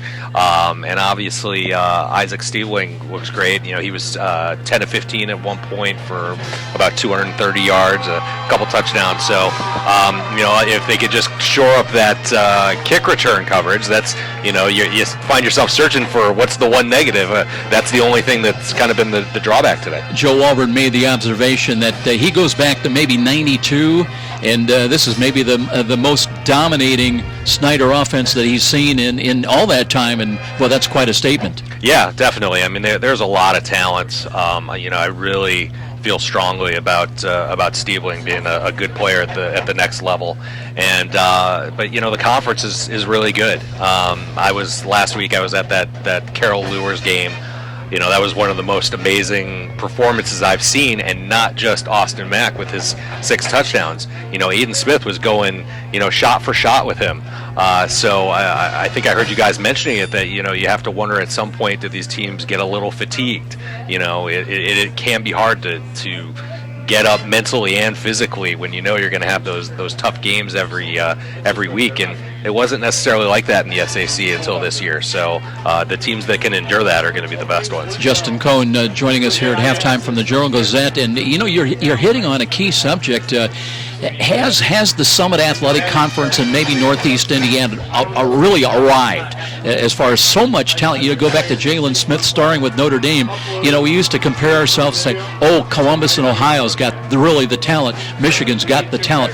Maybe Indiana, and particularly Northeast Indiana's arriving. I felt strongly that it's been really quality football here for several years, and my viewpoint may be a little different than others because I covered a lot of games in the ACAC, a lot of area games, and I think people in Fort Wayne tend to miss out on how good some of those teams are. And if you want to count Leo as one of those teams, I mean, they're finding out this year. So, if you look at some of those outlying teams, some of them are so well coached. Adams Central, Heritage, Garrett, places like that. Just great coaching. Sometimes they lack the numbers and they lack the athletes that the city schools do. But I think the quality of play here is really good. I mean, when you show up at a different game every week, and one of the first things you have to do as a writer is figure out, okay, what colleges are these guys going to? And it didn't used to be the case. I started here in '97. That was not high on my priority list, is even wondering, are any of these guys going to colleges, because they probably weren't. Enjoy your visit with Justin Cohn. We'll look forward to your article tomorrow morning in the Journal-Gazette. Yeah, I got to try and find some interesting storyline off this game, because it certainly won't be the drama, the nail-biting nature of it, will it? Well, we got another 2 quarters to go. We'll see what happens. 63-13 here at halftime. We'll be back in 1 minute with Todd Oliver. Behind the scenes of the making of a great play area. I'm envisioning something really spectacular, something over the top. Let's draw up some plans. Yes, JP. Right away, JP. Excellent idea. Bold move, JP. We'll get right on it. I see a large fort with a giant cannon to slide down. Let's make it historic. Tie it in with the history of Fort Wayne. And we gotta have it soft so kids of all ages can play. Let's have those blueprints on my desk by Monday morning. Jefferson Point and Lutheran Children's Hospital ER presents Fort Wayne's largest indoor soft play area. Parents can relax while the kids explore a fort, slide down a cannon, and crawl through the 16-foot cherry blossom tree. Over 2,000 square feet of indoor play area, the largest retail play area in the state of Indiana. Bring the kids and enjoy the fun at Jefferson Point. For details, go to jeffersonshopping.com. There's so much to see. It's where you want to be. Jefferson Point, Jefferson Point. Let's get back to the stadium with more IHS AA football action and Joe Parson on Fox Sports 1250, The Ticket. Welcome back, everybody. It is halftime. Glad you could join us tonight on our IHS AA Game of the Week. And joining us right now is a good friend. I tell you what, if you've been in the Fort Wayne area for any length of time, you're probably going to recognize this name. His name is Todd Oliver. He's sales manager with Signature Style Jewelry. And Todd, good friend of mine, been involved as a longtime sports information director at the University of St. Francis when college football first came to Fort Wayne, later served in sports marketing over at Ohio Dominican University in Columbus, Ohio.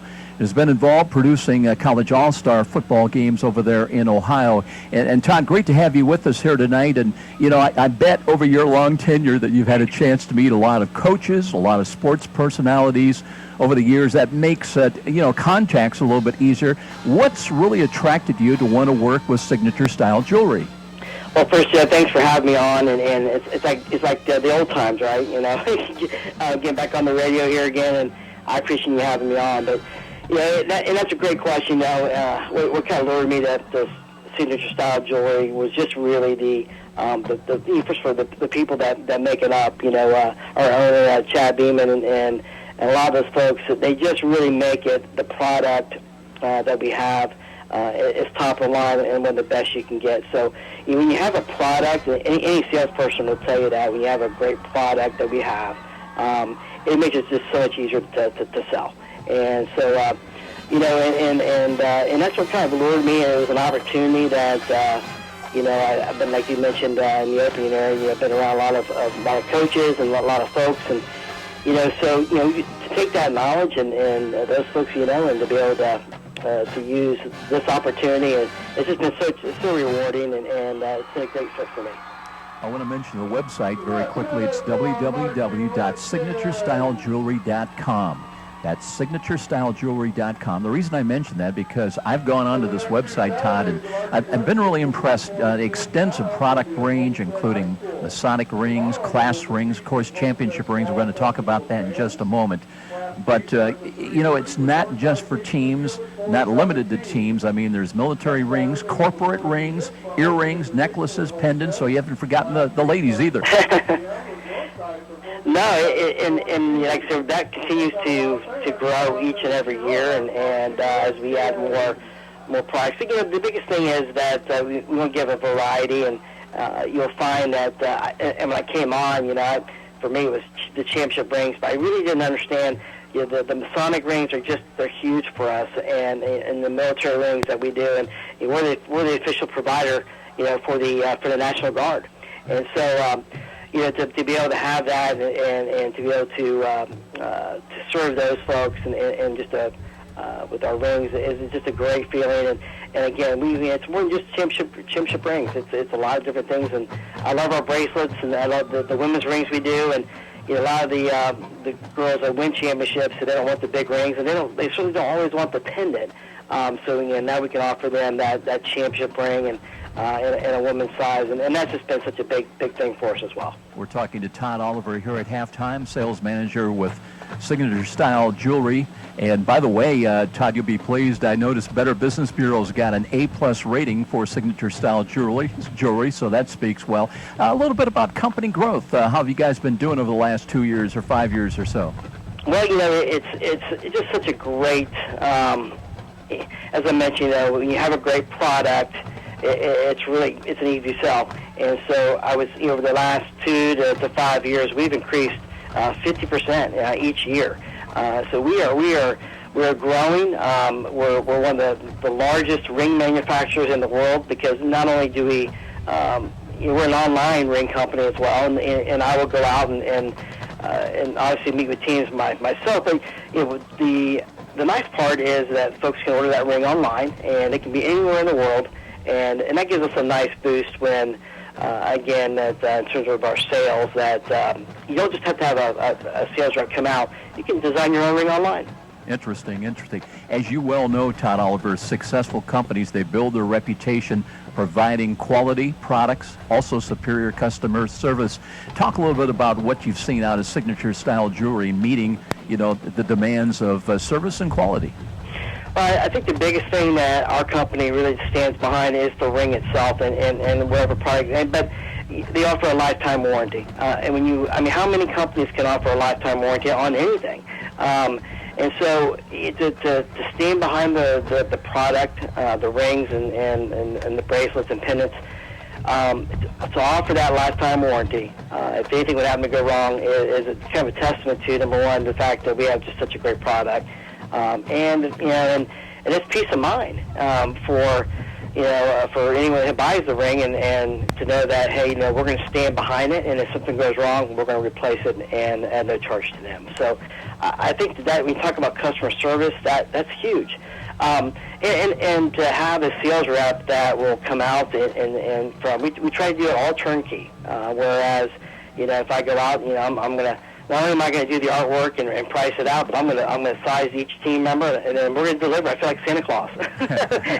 You got a basket, full of rings, so when you go and deliver those, you feel like it's Christmas every single day, and that's just such a rewarding to be a part of that, and to deliver those rings and have the smiles on those teammates' faces, and again, I think that's the customer service, those relationships that you build on, and the fact that people come back over and over again to get those rings. The website again is www.signaturestylegewelry.com. And by the way, if you want to talk to Todd personally, you can email him at todd@signaturestylegewelry.com. You can call him at 800-273-8124, extension 3. That number again, 800-273-8124, extension 3. And I know you're looking at Fort Wayne, having been over here for a number of years. What kind of opportunities do you see for signature style jewelry in the Summit City? Well, one of the areas, I'm actually located, our corporate office is in Lincoln, Nebraska, but I'm actually located out eastern in Ohio. So, for me, it's really getting out to areas that may not know who signature style jewelry is. And so I think we've heard of some of the bigger companies, but and to get out there and to be in the Fort Wayne market. And I think it's about, as you mentioned, and at the beginning, it's about knowing these coaches and developing those relationships. And I know from a price point perspective, we're always going to be very competitive. I know from just from the rings, when you look at the rings online, you can see how beautiful they are. I think that people are going to be curious. They're going to want to know more about us, especially when they're looking for that ring. And one thing I will say, Joe, is this isn't just for a team.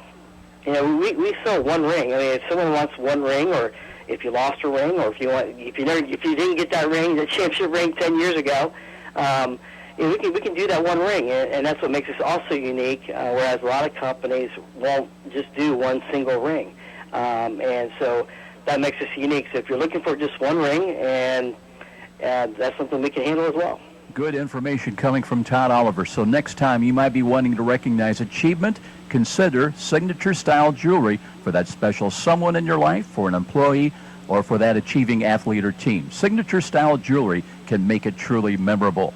And their motto, join the winner's circle. Their motto is your success is their masterpiece. Now let's get back to more of our halftime coverage right here on Fox Sports 1250, The Ticket. Here's a money-saving tip from Momper, the #1 name in insulation since 1956. Exposed attic ceiling joists and ductwork, or new snow that quickly melts off your roof, means you need to add insulation. We'll fill empty sidewall cavities with insulation, even through masonry, aluminum, or vinyl siding with no unsightly holes. Plus, we'll seal your crawl space with urethane foam for a total insulation package. Call Momper now for a free, no-obligation energy analysis of your home. Did you know the IRS tax code now consists of nearly 80,000 pages of rules and regulations? It's enough to make you cry. But now there's real affordable help right here in Fort Wayne. Walburn Financial Management, a firm that cuts right through the legalese, working hard for you, providing external solutions to bookkeeping and tax problems. Walburn Financial Management, taking flawless care of all your personal reporting, P&L, or even individual tax requirements. Give them a call, 260-459-2240. You'll sleep better at night being assured everything's taken care of. Walburn Financial Management. A trip to downtown Fort Wayne is not complete without a stop at Rudy's at 409 West Brackenridge. Next time you're headed to the baseball game, make pre-game plans to stop in at Rudy's, where you'll find a wide assortment of adult beverages and aromas. But Rudy's is also a premier downtown location for picking up those mouth-watering DeBrand's chocolates. What better way to catch a game at Parkview Field? Make it a date for a stop at Rudy's, right across from the main Parkview Field entrance. Rudy! Satisfied with your bank? Have you considered a credit union? Midwest America offers about any service you need. The convenience of free mobile banking, debit cards, ATMs, free online banking and bill payer, competitive loans, mortgages, and more. Deposits insured to $500,000. Hey, consider this an invitation. Your next bank should be a credit union. Midwest America Federal Credit Union. Midwest America Federal Credit Union. And now back to the IHS AA football game of the week with Joe Parsons on Fox Sports 1250, The Ticket. Welcome back, everybody, with Joe Walburn, Joe Parson here. We get ready to start the second half. And, Joe, what can you say about this first half? Snider starting it with 3 rushing touchdowns by Dominic Scott, including a 73-yard run. Isaac Stiebling with 4 touchdown passes. They had a pick six, 60-yard interception to the house by Austin France. They've scored every way you can imagine. They have. Very impressive. The way they came out and ran the football, Joe. You know, it forced Northside to come up and play some man-to-man, and Stiebling just absolutely picked them apart. And, I mean, when you have weapons like Bramley, Hippenhammer, Turner on the outside, and you have a 6'4", 195-pound quarterback, and Isaac Stiebling, who has that kind of arm strength, it was just a mismatch in the whole first half for Northside, and this is a good Northside team, Joe. They've won some good games. This is a Northside team that beat Carroll this year, so Snider is just on their A game tonight, and Northside just hasn't had an answer. Snider led 35-7 at the end of the first quarter. They've added 28 more points. Bounding ball near side. That bounds high. Picked up at the 6. There's Lockett. Lockett looking for running room. Can't find it. Got across the 15, maybe to the 17, trying to hold on to the ball. And now Northside will start with not very good field position and trying to find some solutions. Down 50 points here as we begin the second half at 63-13. And to quickly roll through the scores, Joe, it's Dwenger 44, Carroll nothing in the third quarter. An absolute shocker. Belmont 24, New Haven 14, Leo 35, Huntington North nothing, Homestead 35, Wayne nothing. Neva's out of the gun, looking on the sweep. There's running room, and I believe that's Johnson that cuts across the 20. And to continue on those scores, so to continue with those, Concordia 27, Northrop 20. So Northrop putting up a fight tonight. DeKalb 31, Norwell nothing. Bishop Lewis 42, Southside 6. Heritage 27, Bluffton nothing. And a big game out in the county between a couple of small schools. Adams Central 14, Southern Wells nothing. Second down and 5 for the Redskins, moving from left to right. Early moments of the second half. And Eve is looking to hand the ball off. Nice start to move. It is, let's see if that's Montrell Moore that is pushed off to his right and got up to about the 28-yard line. Joe, real quick, a game tomorrow night that Woodland, who's undefeated at 6-0, they're ranked number 3 in the polls. They will go over to Ohio. They're going to play Lima Central Catholic tomorrow night. LCC has defeated Delphus St. John's this year. And again, I go back to my Buckeye roots some years ago. And you beat St. John's, the Blue Jays. That says something. Here's a run to the right side, and Moore spun around and dropped short of the 25. And I think that's good. Step out and step up in that competition. I think it's going to get you battle-tested for the playoffs. Now, I think in this conference here, I think the level of play of football, now we're seeing it tonight, but overall, Joe, doing the games this year with you, the level of play in this conference is much higher, Joe. It's getting better. And I think for Woodland, that's not going to get those battles, week in and week out, stepping out and playing some competition like that over in Lima. I mean, that's big-time competition. I mean, I don't have to tell you. You know better than anybody the football over there. I think it's good, though, for Woodland to get them ready for the playoffs. Because, that's what we love about high school football in Indiana. Everybody has a second life with the playoffs. Well, Bishop Luers found out, they had some great teams over the last 4 or 5 years, but when they went over to play the Bishop Reedies out of Columbus and some of the teams in Toledo. Now, the exception really has been, you talk about Dwenger, when they played, down in Cincinnati, was it 2-3 years ago? That was a shocker. Yeah, I can remember reading that in the paper and thinking, no, they misprinted that. But that was a big win for Dwenger. We do have an injury timeout here on the near sideline. That might be more. And we have a stoppage right now. And with this injury timeout being brought to you by Parkview Sports Medicine and 63-13 our score, let's stop. Let's pause for this 1 minute timeout. 1 minute. This is IHSAA football on Fox Sports 1250 The Ticket. The game just isn't the game without you. When pain or injury has you sidelined, call Parkview Sports Medicine at 260-266-4007. Whether you're an aspiring pro or a recreational athlete, our team of certified orthopedic surgeons, physical therapists, athletic trainers, and registered dietitian nutritionists will provide you with rapid access to comprehensive care and sport-specific rehabilitation. We can get you back to the action quickly and safely. Just call 260-266-4007. Parkview Sports Medicine, your dream team.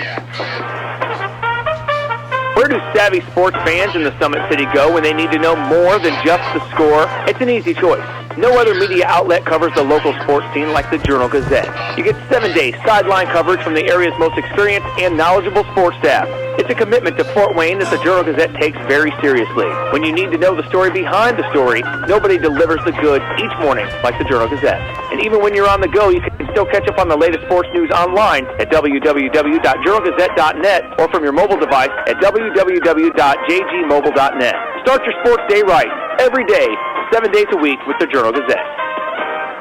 The market goes up, the market goes down. And if you're a typical investor, you may be playing games, trying to guess correctly when to buy, when to sell. That can be expensive and exhausting.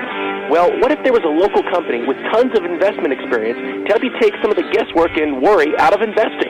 The name is Stifel, specializing in individual portfolio management. Stifel can help reduce the risk and worry of investing, building you a portfolio of quality, performing stocks and bonds. Give Stifel a call at 260-459-3989.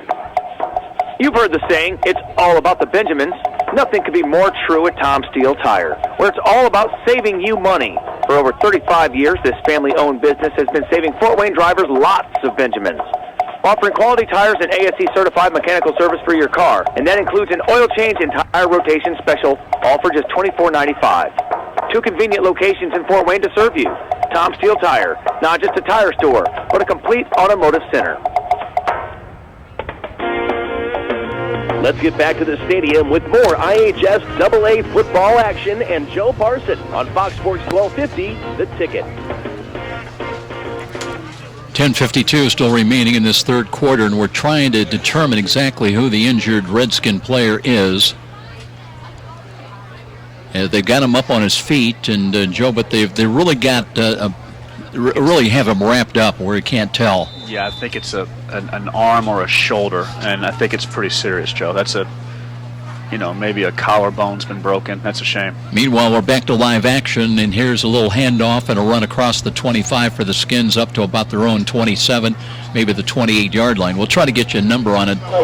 First opportunity, Logan Capps got the call. It was 3rd down and 11. I think that could be Moore. I think that's Montrell Moore. That was our first guess. I'm pretty certain, Joe. Let's hope he's okay. It could be an arm or a shoulder. Here's Capps again, trying to fight his way up to just close to the 30-yard line. And you have to wonder where the card is. They get a card out there. Get him off the field. Trying to get the glasses on the injured player. I think when you have a collarbone or a shoulder like that, you just can't hardly get those pads off. And they're being real delicate getting his pads off. So now we've got another Northside Redskin player down, so there's going to be another stoppage here. Yeah, and this is what you don't want to see if you're Coach Hall, because you're getting beaten up on the scoreboard, but you don't want to lose a bunch of guys because you still got Bishop Lewis next week. That's the thing about this conference, man. I mean, it's week after week after week. You got to run that gauntlet. So I tell you what, we've got another timeout. Let's take a 1-minute timeout once again. 9:59 remaining in the third quarter, 63-13 our score. And this is IHSAA football on Fox Sports 1250 The Ticket. McDonald's knows that not all deals are good. Honey, what is that? It's called an umbrella. It's an umbrella for dudes. Comes with 6 different attachments. Flashlight, crowbar, stapler. You paid money for that? I did. Here's a great deal that's real. Kick up your morning with our new chorizo burrito. Zesty chicken chorizo, scrambled eggs, peppers, onions, and melty cheese in a flour tortilla. Get 2 chorizo burritos for just $3 at McDonald's. Limited time only. Prices and participation may vary. Price is single item posted on menu board. And now back to the IHSAA football game of the week with Joe Parson on Fox Sports 1250, The Ticket. First Montrell Moore, now Logan Capps goes down with a knee injury, what looks like, and the wheels falling off quickly as far as injuries. And those are guys you can't lose. I think Capps either a knee or an ankle. Hopefully that's not serious with him. Moore, I believe, has a pretty serious shoulder injury, Joe. But now you wonder who's going to do the kicking duties for the Redskins, because Capps does everything for them except take out the trash. Jeez.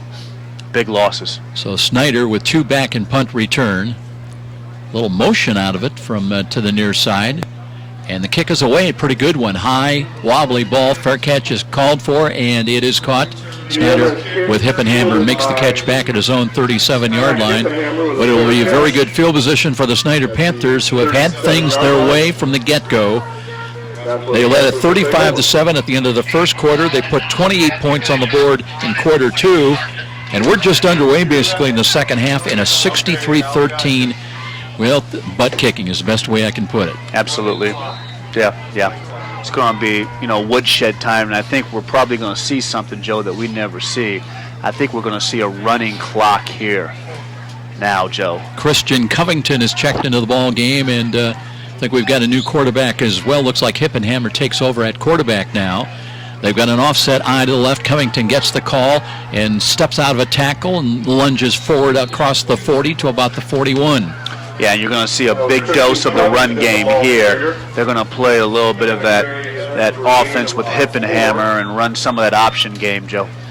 So a lot of new numbers are going to come in, some by design and some by because of problems and injuries.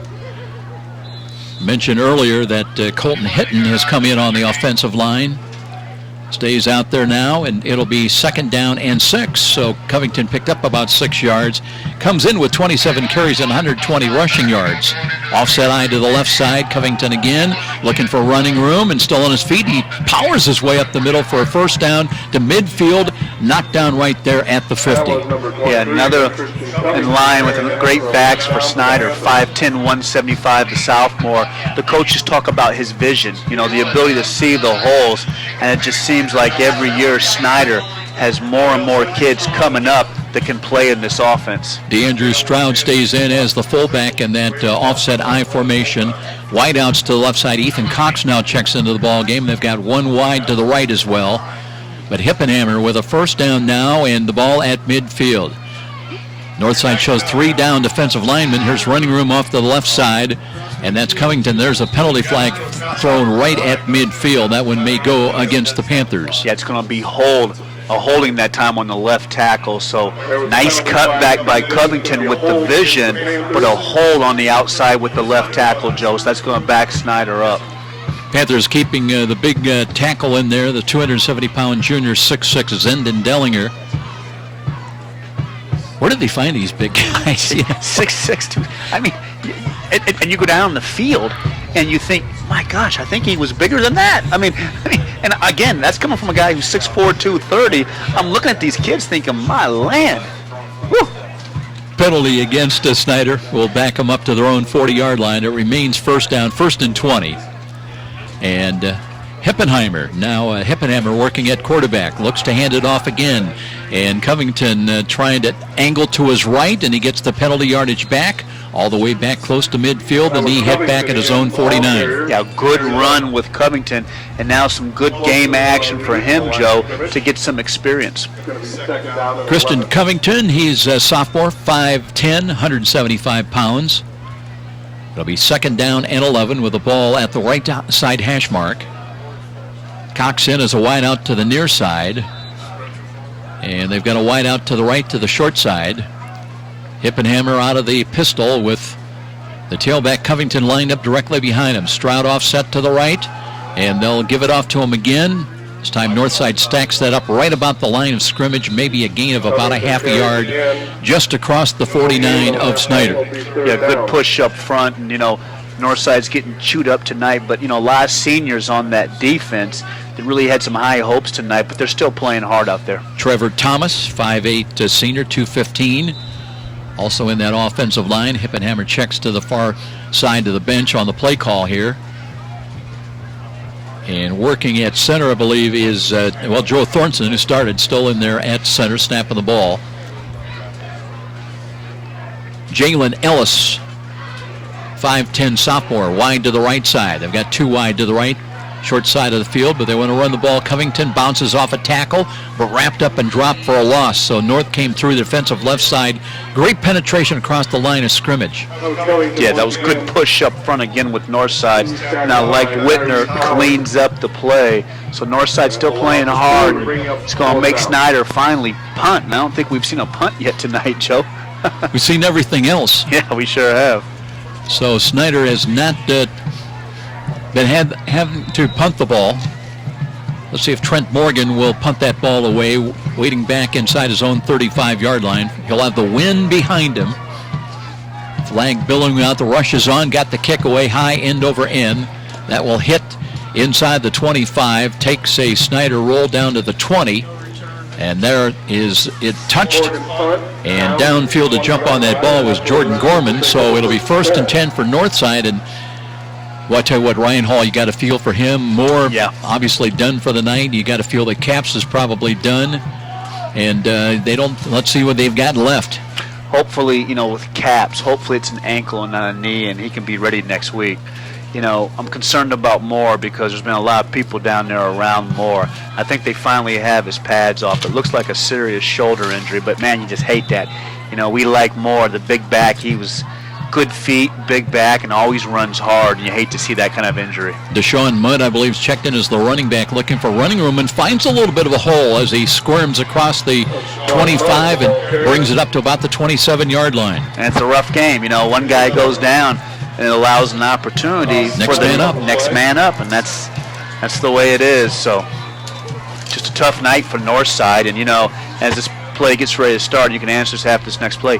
Did you think it would be Snider and Dwanger next week at this point when this season started, Joe? I really didn't. I thought there'd be a little bit more parity, and not taking anything away from Snider, but I thought maybe they might stub their toe once or even twice. In fact, you can say that about all the supposedly have teams, Homestead, Carroll, Dwanger, Lures, take your pick.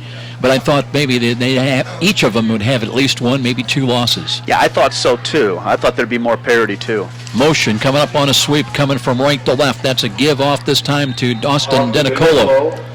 And he'll bring it up to about the 39-yard line. And what's interesting tonight, what we're hearing with Carroll is 3 turnovers in the first half. But what's even more stunning, Dwanger had almost 200 yards passing, Joe, at halftime. Is that delivering a message? Wow. So you talk about a team that has really improved from week 1. 2nd down and 9 for the Redskins. They've got it at their own 39-yard line. They want to run the ball, and not much available in the middle. Maybe a yard gain to the 40. Deshaun Mudd, as we mentioned, getting a lot of the calls right now. He is a junior and 140 pounds, 5'8". Had just 7 carries coming into the ball game tonight for just 12 yards and forced into action because of all the injuries. Yeah, and I think these coaches kind of agreed to keep the ball on the ground here in the second half. We're down just inside of 2.5 minutes already in this third quarter. 3rd down and 8. Motion left to right, but here's a quarterback keeper called by, it's Neves. Neves into the second level at the 40 to 35 to the 30 and down to the 28-yard line of Snider. So the motion was from left to right. They faked the handoff, and Neves rolls back to his own left side. And that's why Coach Hall believes in Neves so much, because a play can break down, and he can make the athletic play. He has the arm strength to make all the throws, but he also gives you the ability to make that athletic play. Herman Tinker checks into the game, part of a 2-wide set to the left side, 2 to the right, but they'll run Mudd. Mudd steps out of a tackle and bowls his way down to the 25-yard line. Picks up 3 on the play. And I like Mudd, a good back, good vision, good pad level, and he's hitting the hole the way he should. He'll pick up 3 yards, 2nd down and 7. We're down to 1:20 remaining in the quarter. There's been no scoring so far in the second half. May have run out of points after what we saw.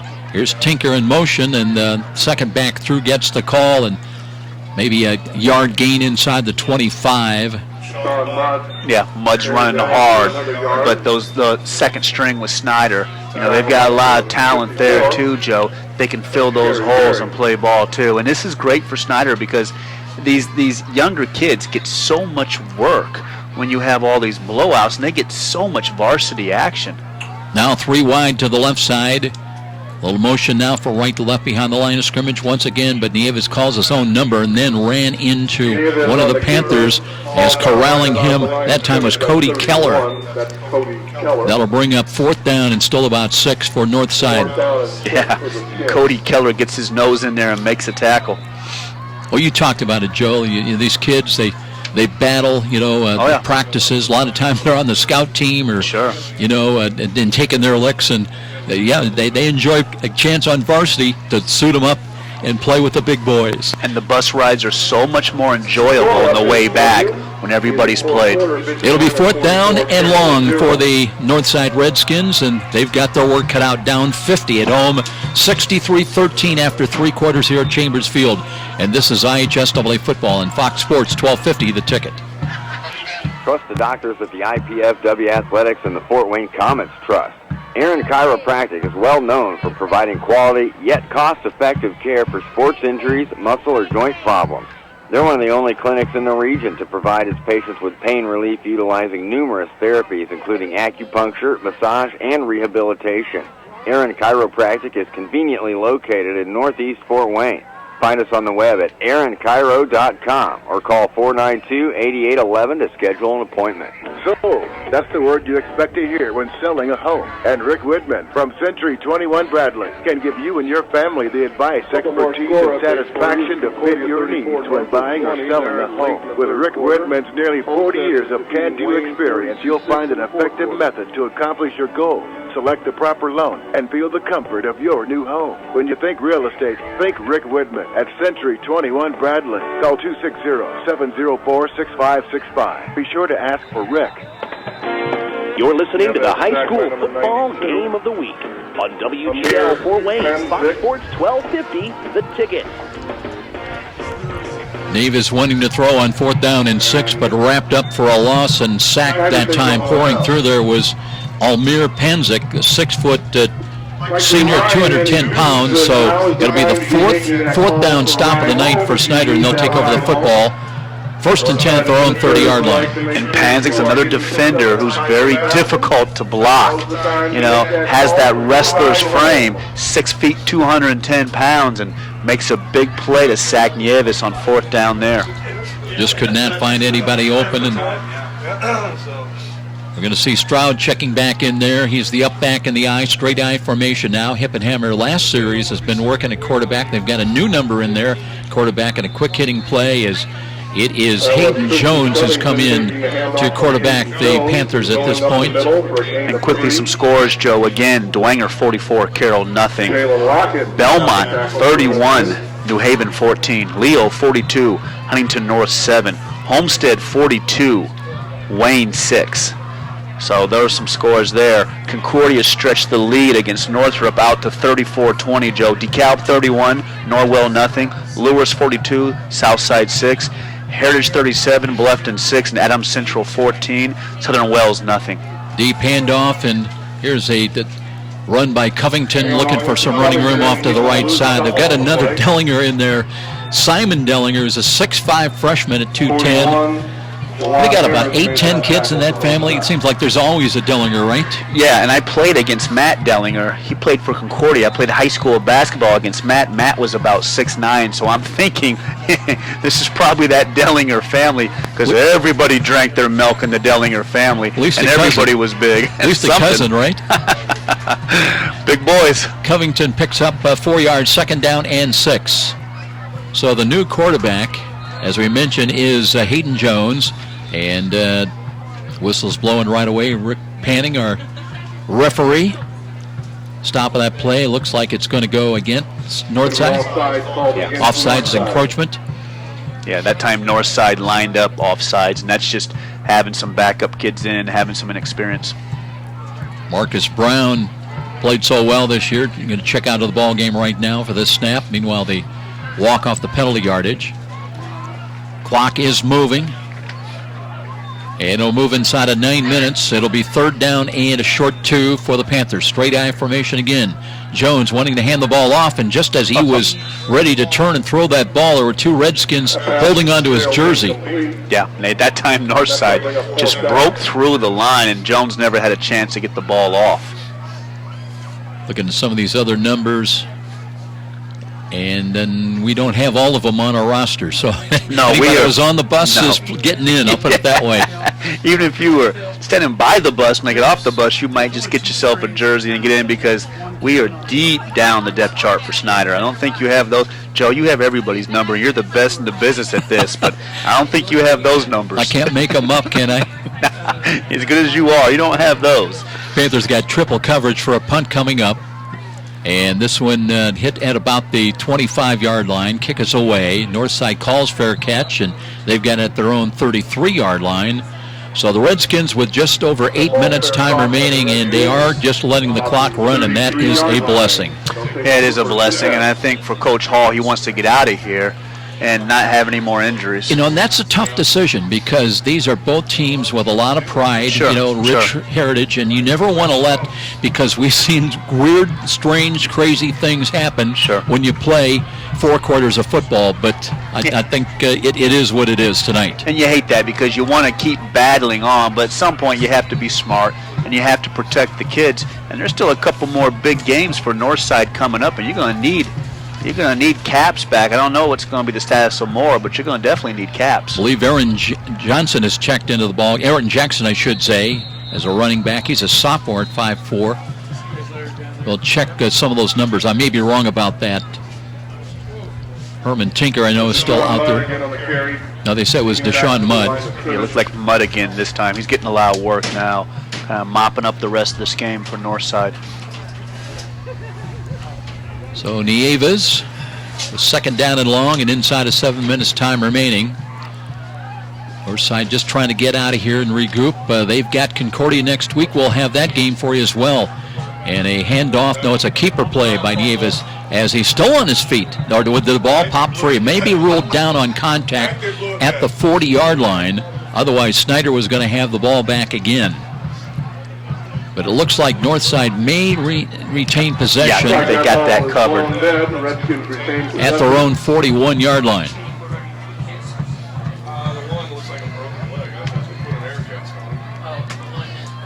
The initial report on Moore does not look good. They're putting a cast on the leg. Oh, I thought it was a shoulder. Is it going to be a leg now? Yeah, maybe it was a broken leg. That's a shame. That's a real shame. He's one of our favorite players. Caps the leg. Okay, Caps' his leg was more the shoulder. Oh, a concussion. Yeah, they think maybe from Moore it's a concussion, Joe, and Caps has the air cast, so that's really bad news for Northside. Here's the screen coming near side. They're going to rule that a forward pass incomplete. The Nicolo on the intended receiver, but off through his outstretched hands, incomplete. And as we mentioned, the clock continues to tick away despite the incompleted pass.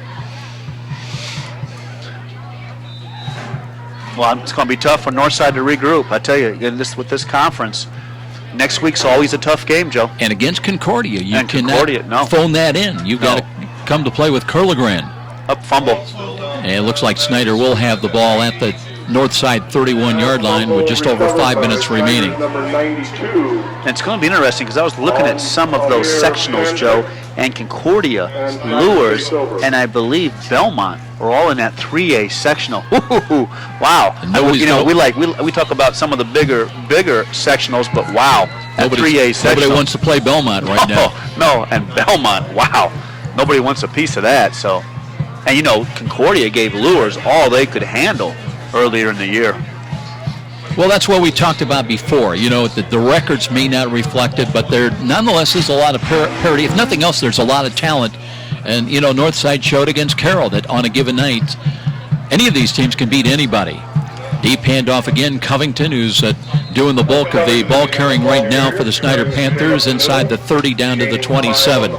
And dare I criticize, I don't like the fact they added a 6A. I liked it better when it was 5A, Joe. And I know the thinking behind it.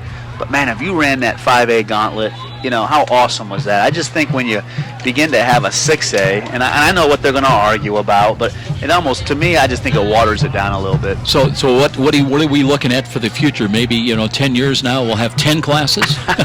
Well, the 6A sectional. Where does it end? They only have 4 schools in the sectional. I mean, I just thought it was something special if you could make that 5A playoff run. Breeze picking up again, and it was a gain of 5. Procedure the call against Snider. They'll give up that 5-yard gain, and it'll bring up 2nd down and 10. It's got to be the fastest second half we've ever done. I'm going to head on down. Not complaining. Wish I would have had it last week when I was had to be in South Bend for an early morning flight. Well, Joe's going to be making his way down and on the field and looking to check in with some of the Snider Panthers. Stiebling with 4 touchdown passes in the first half. And here's a ball dropped on the exchange from center, and that's picked up by Northside. I believe all the recoveries all the way back to midfield, and Northside does have the ball, 1st and 10 at midfield with just under 3 minutes time remaining in this ball game. Well, looking ahead, as we mentioned, for the Panthers, they've got that annual little meeting with Bishop Dwenger next Friday night. Then they go to Southside. As far as Northside, they're at Concordia. We'll have that game for you on Fox Sports next Friday night. And then in their season finale, Northside takes on Bishop Luers. So the Redskins, one final opportunity. Neither team has put points on the board in the second half after a 63-13 game at halftime. Here we go again as the Redskins try to test the middle with a handoff that just not much there. And that'll take the clock down to inside of 2 minutes before this snap of the football. Panthers came in averaging 48.7 points a ball game. That put them number 9 among all Indiana high school football teams. So obviously with 63, at least at this point, that'll add to that total. Loss of 2 for the Redskins, 2nd down and 12.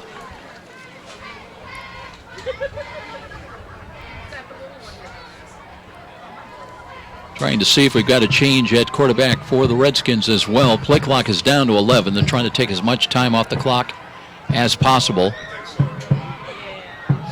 And here's a quarterback keeper run. And that is a new number in there. Looks like it's Jalen Lockett at quarterback to run the show for the Redskins. Lockett on a keeper. So Jalen Lockett in there. He's a sophomore at 6'2". 165, and he scrambles upfield down inside the 45 to the 43-yard line. But we're going to have time for only 1, maybe 2 more snaps in the ball game. Lockett checked over to the bench, and they have not even, well, now they do reset the play clock. So it is running with 45 seconds remaining, 3rd down and 4. And Lockett out of the pistol. Looking, hands the ball off. Here's a cut to the right side. They've got a 1st down and much more as behind the defense. It'll be a gain inside the 15-yard line. Rashawn Lockett down in close to the 10-yard line. So it'll be 1st and 10 at least for Northside, but only 21 seconds remaining. They've got to huddle up quickly if they're going to get one more play off before the end of this ball game. And I don't believe they're even going to run a play. They're going to head over to the bench as we speak, and this one is going in the books as a 63-13 final here tonight.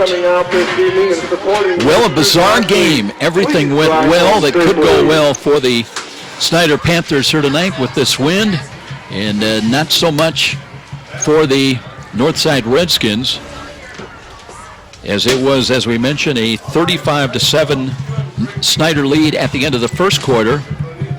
And they put 28 points on the board, outscored the Redskins 28-6 in that second quarter, and that's where we are here at the end of this ball game at 63-13. Joe Auburn's down on the field, and players exchanging handshakes. We'll be going down to Joe for a couple of post-game comments from some of the players. We'll see maybe if he can check in with Isaac Stiebling. Had a big night tonight, and we're going to get him right now. Hey, Joe, I'm down here with quarterback Isaac Stiebling, and wow, what a first half, man.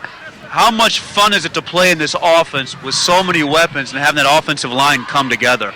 Oh, it's very fun. We wanted to come out here and really show what we can do, getting a good start on the game, come out rolling, and that's what we did. Our offensive line, they did a great job blocking. The running game at first was very great. They did a great job, and the receivers, they weren't selfish at all. They really shook hands with the running backs and stuff, but we threw it a little bit also. Joe Parson and I really studied your game tape from last year, and from last year to this year, your arm strength really jumped off the tape. And I really felt like the work you did over the summer really has strengthened your game. How much was the hard work in the weight room and all the throwing help you so much? Well, that and also with the receivers, we had a lot of reps. So our timing with them, it also helps the passes and stuff like that. But we did a lot in the offseason, with Snider and also with AWP. So, that the weight room and stuff like that, it definitely made a big difference. And lastly, how awesome is to be the quarterback of Snider Panthers? I mean, a program that has such tradition. I mean, my gosh, the greatest defensive back in the history of the game, Rod Woodson, played there. How much fun and how awesome. And what does it mean to you to put those colors on every Friday night and play for Snider? It's a great feeling. There's been a lot of guys that I have big shoes to fill. Yeah. And with this offense, I think that as a team, we're doing a great job of filling those shoes. Well, nobody's worked harder and nobody's improved more than you. And from one old quarterback to a new quarterback, I'm really impressed with your game, and good luck and keep it up, and good luck next week because that's going to be a big game with Dwenger. Thank you very much. Back to work on Monday. Absolutely. Congratulations. Joe, that was Snider quarterback Isaac Stiebling. Big game tonight, big arm. I'm going to go see if I can get a couple more real quick, Joe. We'll hang along for you here quickly and see you might be able to get there. Getting to the bus, Joel will have to hurry. And Isaac Stiebling with those post-game comments, and you can tell the 6'4 senior, a lot of maturity, a lot of leadership skills, and he had 4 touchdown passes in the first half in the 63-13 victory for the Snider Panthers. They remain unbeaten now at 7-0, and with the loss now, the Northside Redskins, that breaks their 2-game winning streak, and they are now 4-3 overall. And let's see if Joe is able to come up with anybody else here. I've kind of lost track of him, and let's see if you got somebody. Joe, I'm down here with Trevor Thomas. And Trevor, we just interviewed your quarterback, Isaac Stiebling, and so many weapons. We hear so much about Isaac and so many weapons with Money Woods and Bramley and Scott and all these great names for Snider. But you and I both know it has to start with the offensive line. How have you guys gelled and come together this year on the offensive line? Well, it all started after the season last year ended, and we just met every Friday to work on stuff, and then on the weekends we just hanged out with each other, chilled, just trying to make a family bond with each other so we'll play good with each other. Absolutely. How impressive has it been to play and to see the maturity of Stiebling and then some of these weapons? I mean, you guys are in the trenches grinding it out, and you look up, and it's another touchdown for Snider. How awesome is to play with these guys? It's really revealing, showing that our hard work just blocking for him proves that our hard work is getting done. Yeah, it gets it done. Lastly, you come out and you guys work hard every single week, and it's demanding, you know what I mean? But how awesome is it to play? And I asked Isaac this too. How awesome is it to play for Snider and to wear those colors for the Panthers and be part of that tradition?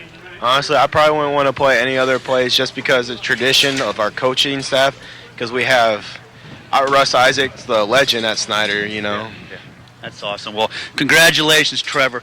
Joe, we hear so much about the weapons. I had to get one of the good offensive linemen on, and congratulations the rest of the season, and get ready for that big one next week with Dwenger. So good luck, Trevor. Congratulations.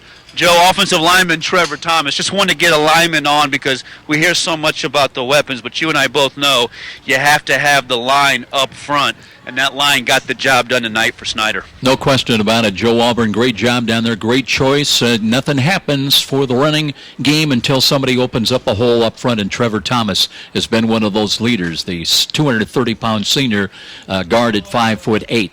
We're going to take a timeout, and we'll be back with our postgame presentation. 63-13 the final, and we'll be back with the Walburn Financial Management postgame show coming up. This is IHSAA Football on Fox Sports 1250, The Ticket. I like things fast. That's why I like roller coasters, guitar solos, and race cars. That's also why I love Fios Internet from Frontier. Now with 1 year of Amazon Prime.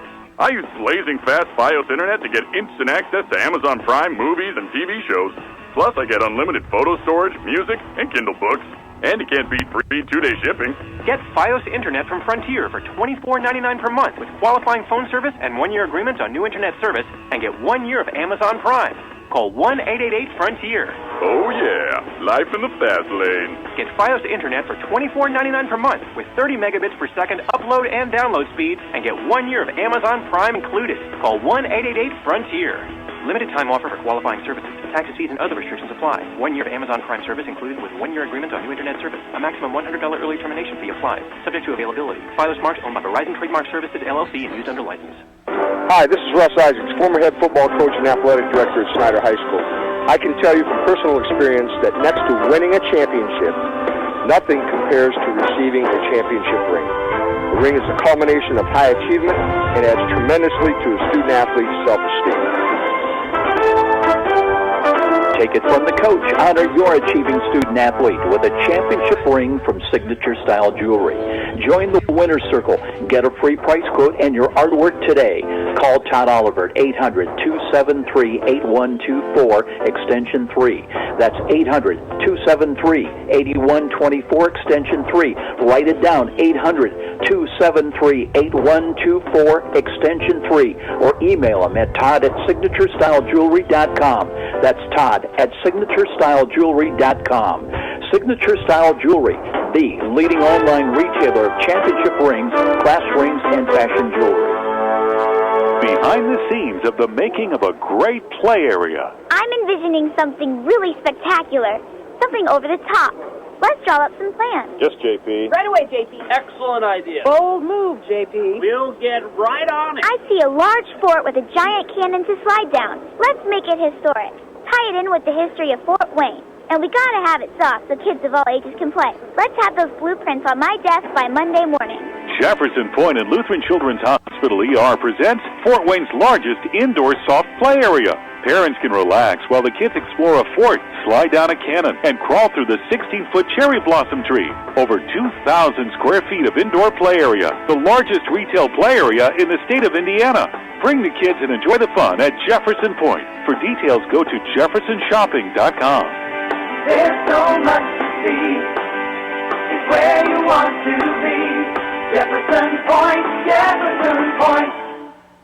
The game just isn't the game without you. When pain or injury has you sidelined, call Parkview Sports Medicine at 260-266-4007. Whether you're aspiring pro or recreational athlete, our team of certified orthopedic surgeons, physical therapists, athletic trainers, and registered dietitian nutritionists will provide you with rapid access to comprehensive care and sport-specific rehabilitation. We can get you back to the action quickly and safely. Just call 260-266-4007. Parkview Sports Medicine, your dream team.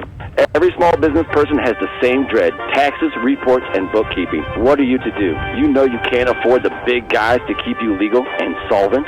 Well, now there's Walburn Financial Management to save the day.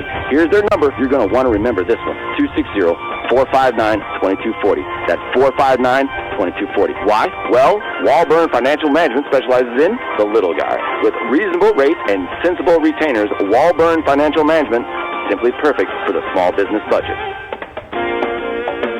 Let's get back to the stadium with more IHSAA football action and Joe Parson on Fox Sports 1250, The Ticket. 63-13 the final here as Snider remains undefeated as they raise their record now to 7-0, and with the loss that the Redskins are breaking the two-game losing streak, they're now 4-3. And Joe, I don't think I'm wrong, but I don't think anybody really expected something like this, 63-13 at halftime, and it's just a real stunner. No, I think what people expected was a game much more competitive and thought Snider might be in a look-ahead position. Exactly. But no, Snider got off the buses and handled business. And this is a good Northside team, so we were surprised too.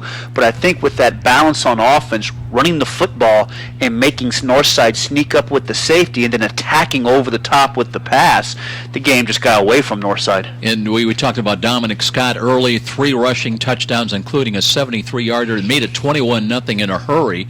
And then you look at Steebling, you talk to him, and you sense the maturity, the leadership of that fine senior leader, and 4 touchdown passes tonight. We're not going to recap all the individual scoring, but just a tremendous effort. Hit a lot of weapons. You talked about it, and hitting on all cylinders here tonight. Dwenger, and I'm going to let you bring us up to date on their score, but they were winning big, and that sets up a huge collision between Dwenger and Snider next week. And talking to Steebling, he didn't even take his helmet off. I mean, you just got the feeling that he's focused for the next week. And I think that's the mindset you have to have in this conference, because looking at the scoreboard, it was Woodshed Friday. I mean, these games weren't close. I mean, who would have dreamed? Dwenger 44, Carroll 14. Dwenger threw for 200 yards in the first half. Carroll had 3 turnovers with that senior quarterback. I don't think anybody would have thought that. So Dwenger rolls big.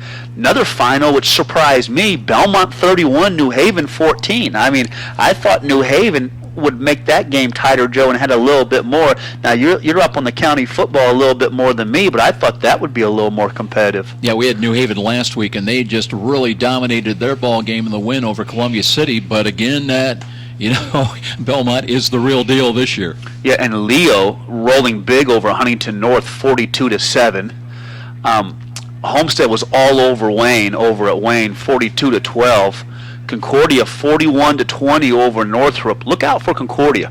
Concordia was one team that went toe-to-toe for a while with Snider. Concordia is a good, scrappy team, and the team that we were impressed with when we saw them. And now, if you're Ryan Hall, you got to be concerned. Will you have Logan Capps? Will you have Montrell Moore? The latter is obvious, doubtful probably for both those guys. Yeah. We heard a concussion on the one player, and there's a protocol they've got to go through. So that sets up a big matchup with Curlegrand and the Cadets next week. That will be our Friday Night Lights feature next Friday night on Fox Sports. And coming in tonight, I thought that would really be a good matchup. Now we'll see with the players, but Northside's scrappy, and they're a lot like their coach. And Coach Hall is a scrappy, tough guy. And so it'll be interesting to see how Northside responds, because, we talk so much at the top of the conference, but in the middle of the conference with the Northsides and the Concordias, I mean, it's a dogfight in the middle of the conference to get some wins, because that's a game that's probably going to decide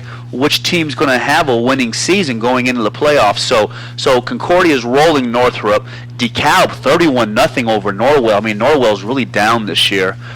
We'll get through this one quick. Lewis 42, Southside 6. Heritage 37, Bluffton 6. And Adams Central, that was a game a lot of people talked about, for 1A football. Adams Central and Southern Wells. And Adams Central wins that game tonight, 21-0. So there were no competitive football games out there tonight, Joe. All of them were really statement games where somebody came out and made a statement, and I think Snider made a big statement tonight, and it sets up for the big one next week. Well, if you want to catch the video highlights and replays, don't forget to just go to SummitCitySports.com sometime tomorrow afternoon, and the highlights from this game and a couple of other games are on each and every week. Player interviews, highlights as well, and special thanks tonight. Nate McCullough was running the camera with us. That's going to wrap things up here tonight. As we mentioned, our game of the week next Friday night will be at Zollner Stadium. Concordia Cadets hosting the beaten up and battered right now Northside Redskins, and we'll see how that shakes up. Just 2 games remaining of the regular season. The tournament draw is coming up on Sunday, a week from Sunday, and the 43rd annual state tournament is just 3 weeks away from tonight. Here tonight, though, is all Snider. They led it at halftime, and it ended up to be our final score, 63-13. Panthers remain undefeated. Special thanks to our studio producer. His name, as always, Patrick, the Prince Plumber. For Joe Walburn, I'm Joe Parson. Till next Friday night, so long, everybody. Thanks so very much for listening. You're a super fan who will tailgate anywhere. The pros, check. College, check. Your 8-year-old game, big time. And to prepare for this ritual, you head to Meijer for freshly prepared food and licensed team apparel. Proudly display allegiance to your favorite team with our licensed short and long sleeve tees, hoodies, hats, and jerseys. Plus, load up on fresh meats, snacks, and drinks. So don't just tailgate. Tail later at Meijer. Brought to you by Meijer. Meijer is proud to support IHSAA football. Hi, Charlie Momper here from Momper Insulation. It's never too late to add insulation. You'll be amazed at the results when our Momper professionals retrofit your walls and attics with high-quality insulation. When we're finished, you'll stay warmer and hopefully save money on your heating bills as well. Momper, the #1 name in insulation since 1956. Call today at 432-7543. Next time you're downtown and needing to feed your sweet tooth, you're just a few steps away from Rudy's, Fort Wayne's perfect location for stocking up on those famous to brands gourmet chocolates the Summit City is famous for. Rudy's is located just catty-corner from the main entrance to Parkview Field. In fact, Rudy's is a great place to meet up with friends before an event at the ballpark. There's even outside patio seating, ideal for relaxing after work. With a wide assortment of adult beverages and aromas to choose from as well, Rudy's, distinctly different in downtown Fort Wayne. Satisfied with your bank? Have you considered a credit union? Midwest America offers about any service you need.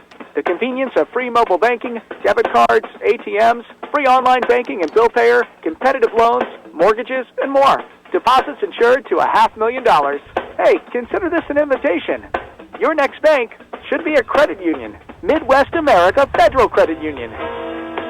Midwest America Federal Credit Union. Every day, Fast Signs helps businesses like yours with their visual communications. We ask the right questions, recommend smart solutions, and help you build your business. Our knowledgeable consultants uncover your communication challenges and provide visible solutions. At Fast Signs, we're innovators, planners, and designers. We're more than fast, more than signs, and we're more than ready to help. Contact Fast Signs today. Text the word Fast Signs to 90407 to receive sales and discounts. Miss a great high school game recently? Or simply want to revisit that game-changing electric play that turned everything all around? Well, now there's a great new opportunity to do just that. Catch all the exciting action of our live radio broadcast simply by visiting SummitCitySports.com after our game broadcast. Plus, many other high school sports highlights to choose from as well.